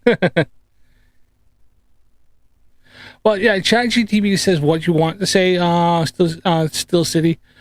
If you have given it prompts and stuff like that, or if you've given it prompts, or you've kind of programmed it and you put like different criteria in, it will tell you what you want. I try to not do that. I really do. I want, if I use AI, like I use either Gemini, or I've been using ChatGPT a little bit. I don't pay for it, so I don't have a lot of time to get like 5 minutes if I'm chatting with it. I just download Grok, but I try to not give it prompts. I just simply ask it questions and wait for the answers, and then if I think something's not right, then I'll inquire more into it, or I'll bring stuff up, and then and see where it goes from there. Or sometimes I'll fact check it. So, but yeah, Aldebaran's like, look it up, nothing. Looked it up, nothing. It's another conspiracy idea that AI is racist, TikTok type of material. Aldebaran is 100% true. I tried to see what AI would say about like the gender thing and changing gender and identification and stuff like that. I wanted to see what it'd say. And you get to a point with that, like if you're just trying to go just by just simply sex and gender being the same thing. I was just trying to go on like the science thing, let's try to see what it'd say, and eventually gets to a point where it goes into a loop where it rides the fence. It won't say you'll see you're right, but then it'll go caveat and say but identification, or but this, but it'll say true, yes, you got a good point, but blah blah blah. And if you try, it'll just start. So I find AI a lot of times when it comes to things like that, race or different things like that, it will literally ride the fence. It will not take a stance on one way or the other.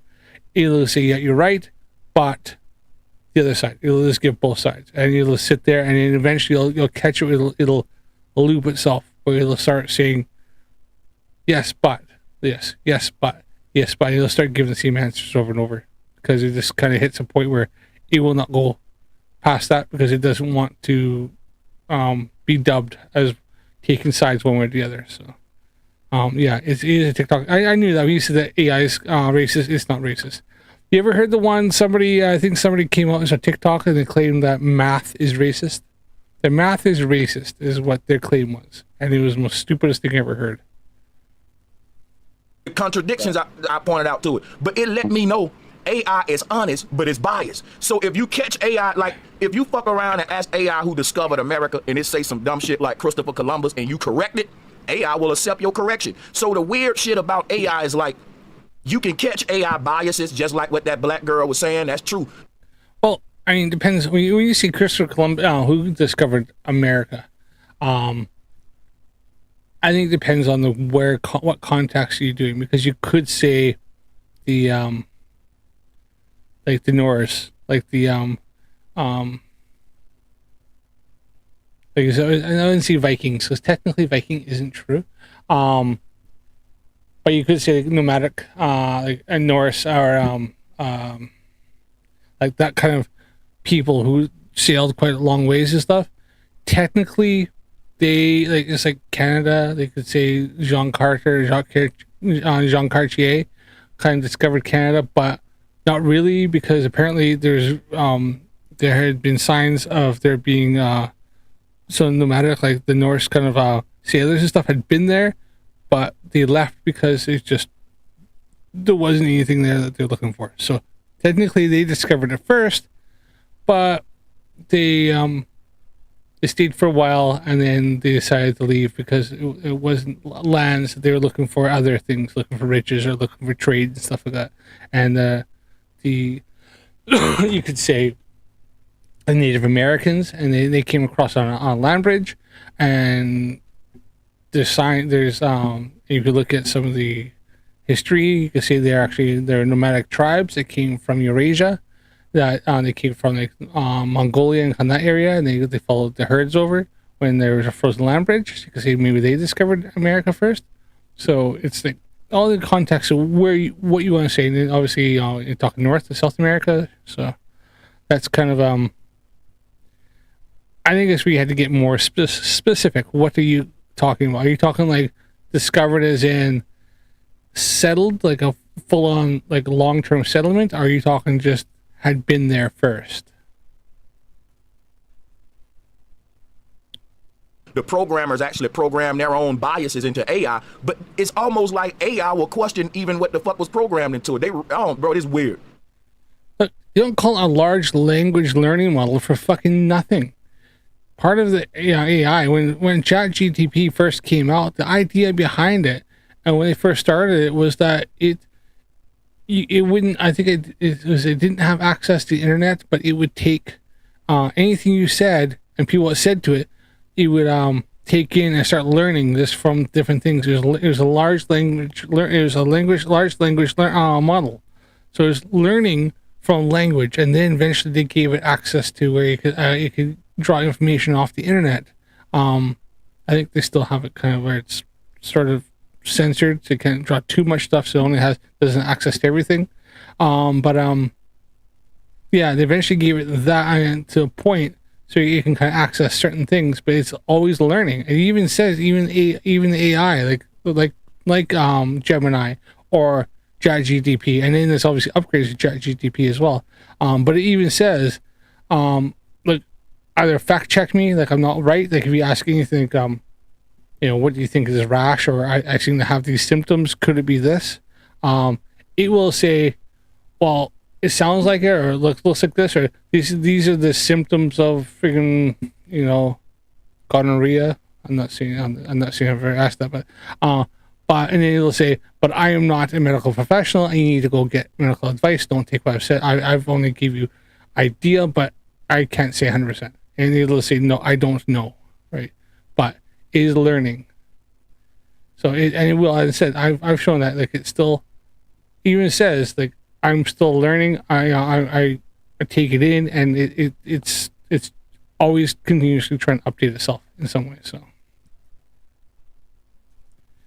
Oh, I'm getting tired. I used I to mean, think but AI is a real being. Yeah, my bad. Yeah, it's compounding these theories. You know, it's analyzing, but it's not based on all facts. It's based on all the theories and the quantum, you know,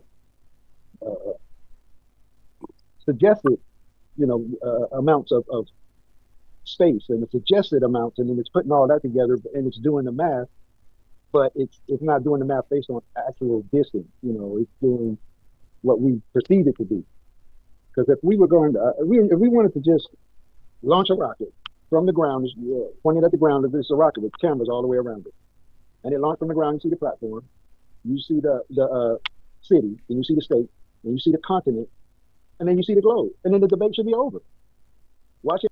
Yeah, and they do that every single SpaceX rocket, every single mission, you know, Dragon capsule that goes up, or even when they're doing the tests for the Starship, they show that every single time, and flat earthers always claim that they're fake, claim it's CGI, claim it's done in a studio.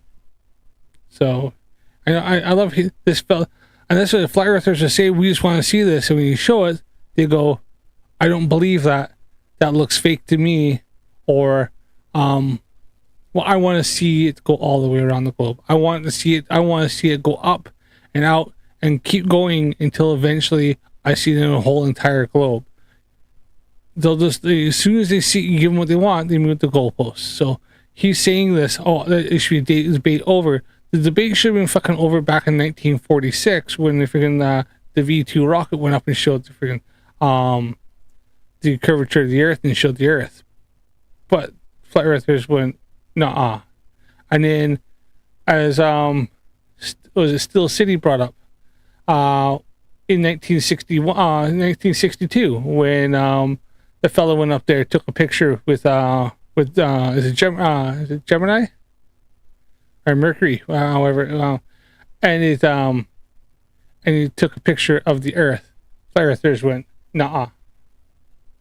Then they went to probably change to something else. So yeah, Jim Daniels said, not Still City. Jim Daniels has said about the John Glenn when he went up and took a picture. Flat earthers didn't believe that, right? So what point does it get to the point where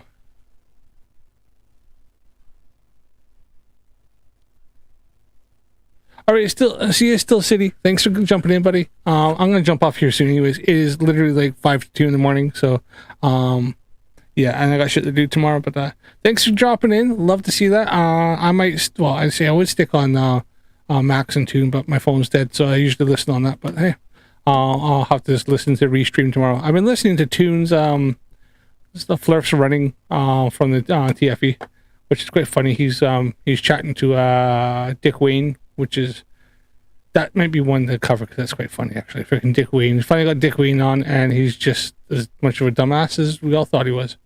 But yeah, thanks for jumping in, bud. So yeah, Flirt, this fella keeps saying that, but that's been shown many times, and they're still asking for it because they'll just move the goal. As soon as you see it, they'll move the goalposts, or they'll just say they don't believe it, and that's it. So they'll never happy. They'll never accept it. Why can't that just happen? It does happen every time. I'm just trying to pull out Occam's razor. Why can't that just happen? Yeah, I don't think it's supposed to happen. This is a scripted reality, and shit got to play out for us. All right, so just because they fucking said that, and I'm just.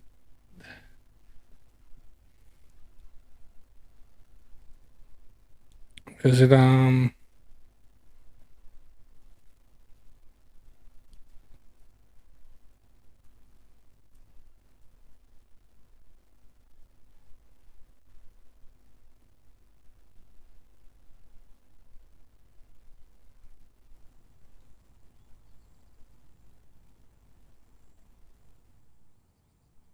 So that fellow wants this. So just quickly here, Flurfs.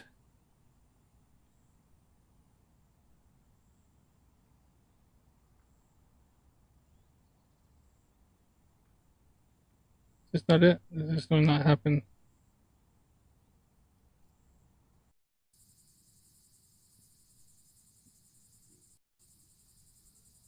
Oh, not it.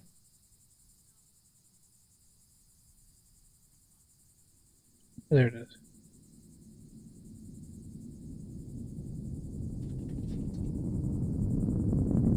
So you see it going up? Alright, so there you are.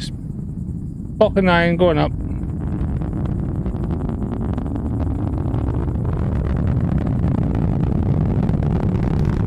Pretty phallic, isn't it? Wow.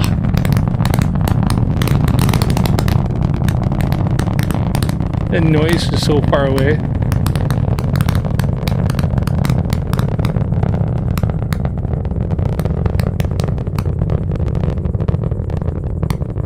And we're a little more than a minute into the flight of this Falcon 9 rocket. An excellent early morning departure from Florida Space Coast. Falcon passing through max Q, the point of greatest aerodynamic pressure on the vehicle. It is always amazing. Throttling those engines back up. We're so Coming far up next away, will be too. the chill of the Merlin vacuum engine on the rocket's second stage.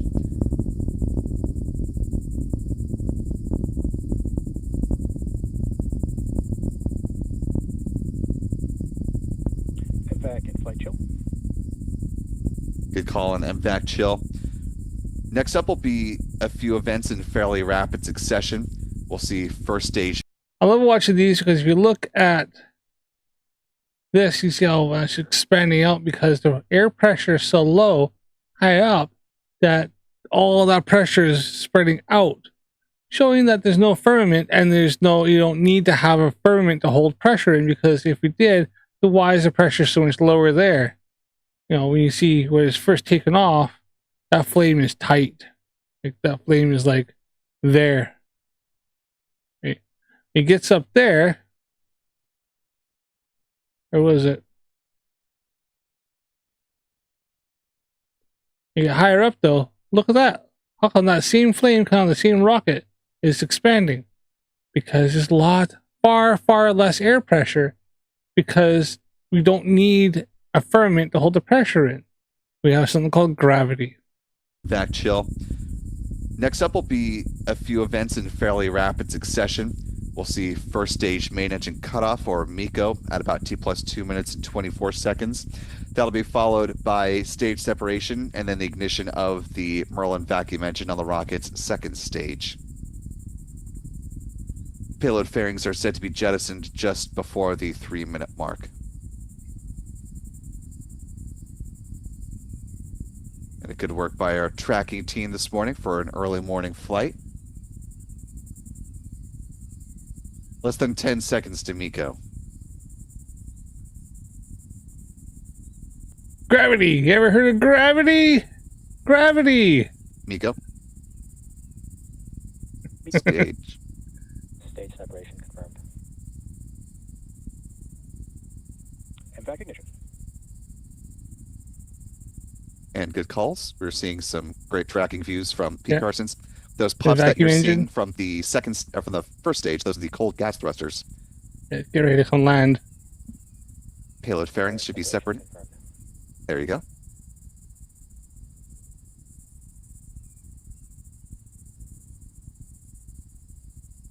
So Flaris is like this ask, where's the firmament again? Because I'm pretty sure this is 94.8 kilometers up for the first stage, and the second stage is 96 miles up, and still not hit any. Is it miles or kilometers? And look, I can see curvature of the Earth there. Holy shit! Look at that. Eh? Fairings will be recovered by a recovery vessel that's a little bit further downrange from the drone ship.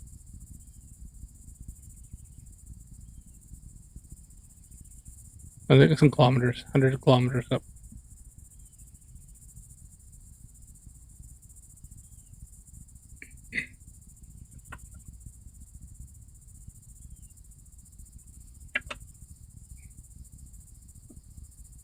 Holy shit, look at that. Still getting views of the Falcon first stage booster.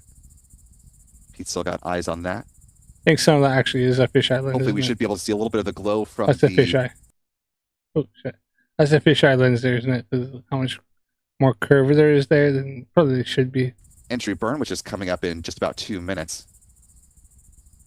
Now we'll use 3 out of the 9 Merlin engines to begin to slow that part of the vehicle down. Booster appears to have reached its apogee today, topping out at about 116 kilometers in altitude.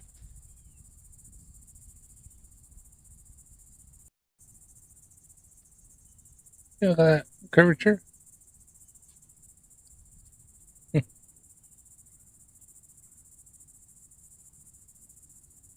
Stage 1 entry burn shutdown.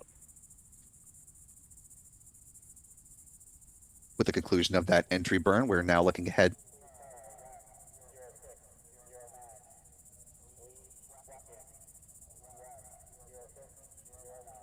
Coming up next will be the start of the landing burn. Just hearing a little bit of announcement chatter coming from the vehicle assembly building there. That single engine landing burn set to begin just before the 8-minute mark in flight, with a touchdown on the drone ship planned for just a bit before the 8.5-minute point in this mission. Stage 1. I mean, does it count to them the fact that you can see one going higher up and one is going down? As you can see from the, it went up to the point and then now it's coming landing down. So seems like being launched is just going back down now. Below the speed of sound now.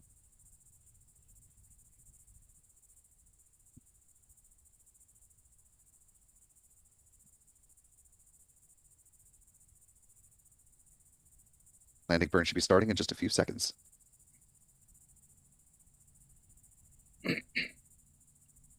Can I be Patrick Star? Stage 1 landing burn.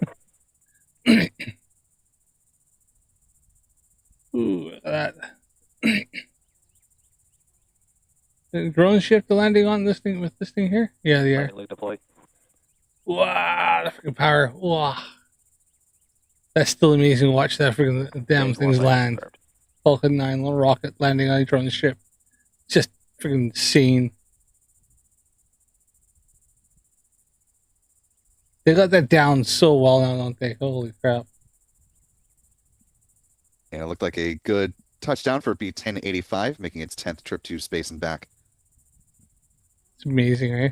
Stage 2 XTS. That looks hot, yeah. Touch. Yeah.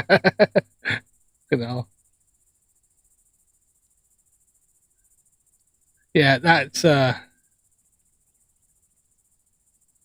still amazing watching them land rockets. I remember how many times they failed. Like how many times they noticing fell that there over. were a number of calls that seemed to be coming late as they got past the entry burn there. The call for the start of landing burn was notably past the published timeline, but it did appear that there was a good touchdown on the drone ship, but we then never saw the second stage after that. We heard neither a call for MVAC engine shutdown or a nominal orbit insertion, which we typically do before SpaceX wraps up its onboard camera views. Not to say that that is 100% indicative of anything going wrong or even strongly leaning. All right. Well, that's I just wanted to check that out. You know, if there's, but it's always cool, anyways. So cool. We gonna see some stuff, you know. And AI writing the script, that's crazy. Hey, I will say this though, guys. When it comes to if Lord Jamar is a revolutionary or a dummy, the polls is very tight. I will say this: if you're voting that Lord Jamar is a dummy, but you ain't calling in or articulate it, I'm gonna say shame on you. In my book, you're a hater. It's easy to sit back and that nigga dummy. That nigga fuck him. But I'm giving y'all a community platform to say, why should we cancel this man? And if can't nobody articulate that, but everyone keep trying to cancel him, I'm gonna keep riding with him even harder, bro, because it's some real hate type shit, bro. Like that. They say he's gonna keep riding him harder. Dude, you don't need to be putting out internet. Like whatever you guys want to do in the bedroom, you do it. But you don't, you know, if you want to, it's just inappropriate. It's just, you shouldn't be saying that stuff. Like, we don't need to know what, you know, two men do in the company of themselves in the privacy of their own bedroom. Sorry, little bro, I'm getting tired, so no, I'm just saying stupid shit. That's fucked up. They're probably hating on the fact that you call him a revolutionary. Oh, something. Because he's not a fucking revolutionary. He's an idiot. Oh fuck! All right. You know what? Oh my lord. Oh fucking hell. Oh fucking how far am I making this one? 52 minutes into a freaking Bro Sanchez freaking live stream. 4 hour and 30-minute live stream, and I didn't even make an hour in, and it's just way too much fucking derp. Shit. 3 hours into my live stream, and I can only make fucking 52 minutes into his because it's just that much. The stupid is just too hard. It's just too much. It's just fucking way too. It hurts. It hurts. Right. I value my brain cells, and they're gonna start freaking taking their own lives if I keep this up. So, oh my lord, alert! All right, yeah. So, yeah. If I did notice something. I was thinking about like Mikey Smith and all that shit. So if anything comes up with him and his lawsuit and stuff like that, because he obviously, I think he was filing all his stuff, just all his papers and stuff down. And obviously, we all know that that's not going to go very far. So, well, and the wife is up there. She was sitting here for a second ago, just come to visit, but she didn't want to come on stream this time. Other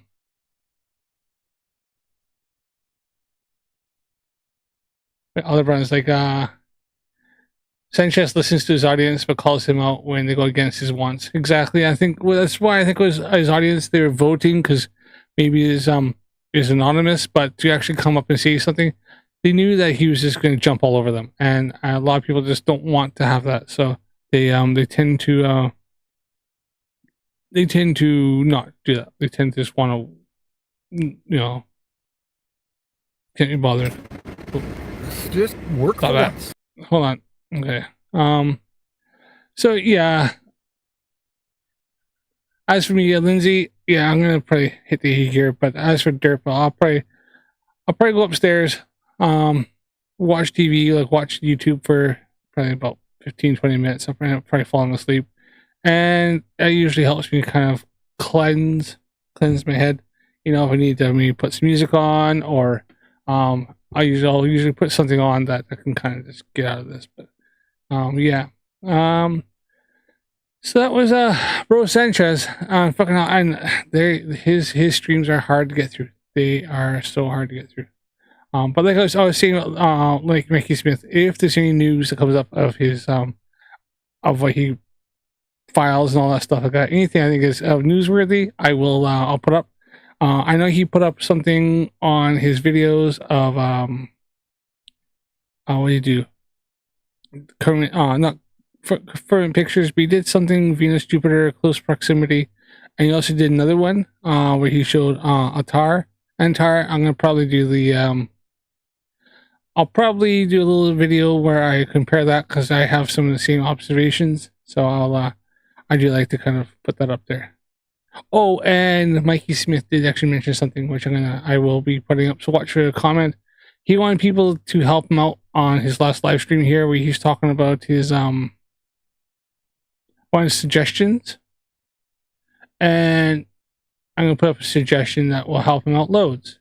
And that's just pretty much the Canadian legal system, in which for frivolous and frivolous lawsuits, and how they'll handle that, which is the fact that his case will be probably thrown out, and then he'll be getting a bill for the legal costs.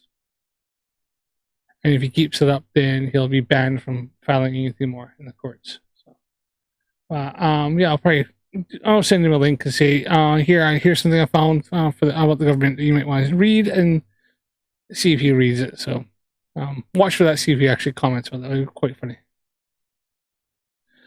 But all right, thanks a lot. Thanks everybody for popping in and saying hi. Thanks for watching. Don't forget to, on the way out, click the like button on the live stream. If you haven't subscribed to my channel. Click the like, click the thumbs up, click the bell so you know I'm going to be on again. And I will be seeing you all again. But remember, the Earth is a globe. Space is real.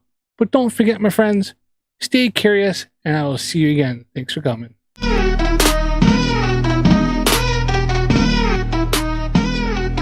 NASA lies, yeah, that's what I say. Don't have proof of facts in any way.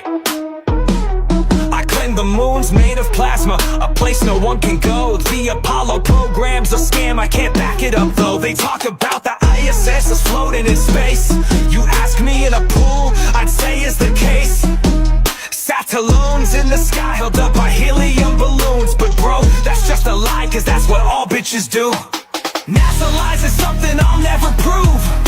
No facts, no evidence, debates I will lose. They say they've been to the moon, I say it's not the truth. I see truth in no way, I hate MC2 when he shows me proof. The firmament is real, a dome up above, but I'll never prove it, so lost that I'm dumb. I know the world is flat, trust your sense of sight. Saying gravity's just a theory is why I'm up at night. NASA is phony like a show or movie, fake like on stage. Truman Show child's play, it's just but suck at this game. Because I'm just a dick with only my stupid self to blame. But I'm so fucking sure that the earth is flat, based on how I feel with my pop-up flare. Swear my blind faith is what keeps it real. NASA lies is something I'll never prove. No facts, no evidence, debates I will lose. They say they've been to the moon, I say it's not the truth. I see truth in no way, I hate MC2 when he shows me proof.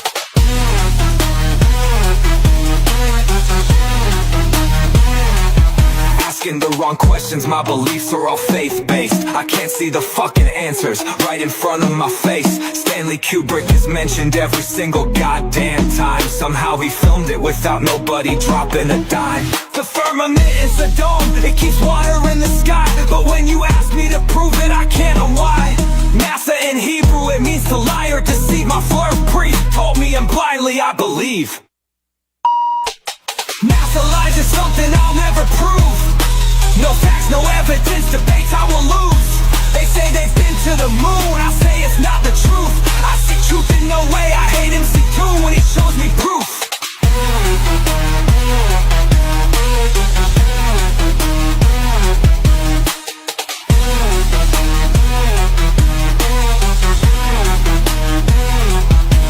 Spreading misinformation and lies willfully, so proud. Like Nathan Thompson yelling at strangers so loud.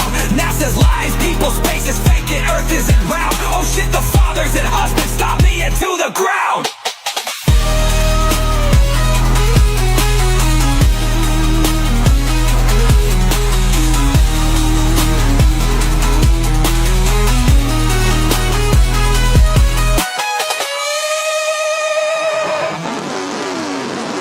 Asking the wrong questions, my beliefs are all faith-based. I can't see the fucking answers right in front of my face. Stanley Kubrick is mentioned every single goddamn time. Somehow he filmed it without nobody dropping a dime. The firmament is a dome, it keeps water in the sky. But when you ask me to prove it, I can't know why. NASA in Hebrew, it means to lie or deceive. My flirt priest told me and blindly I believe. NASA lies is something I'll never prove. No facts, no evidence, debates I will lose. They say they've been to the moon, I say it's not the truth. I see truth in no way, I hate MC2 when he shows me proof.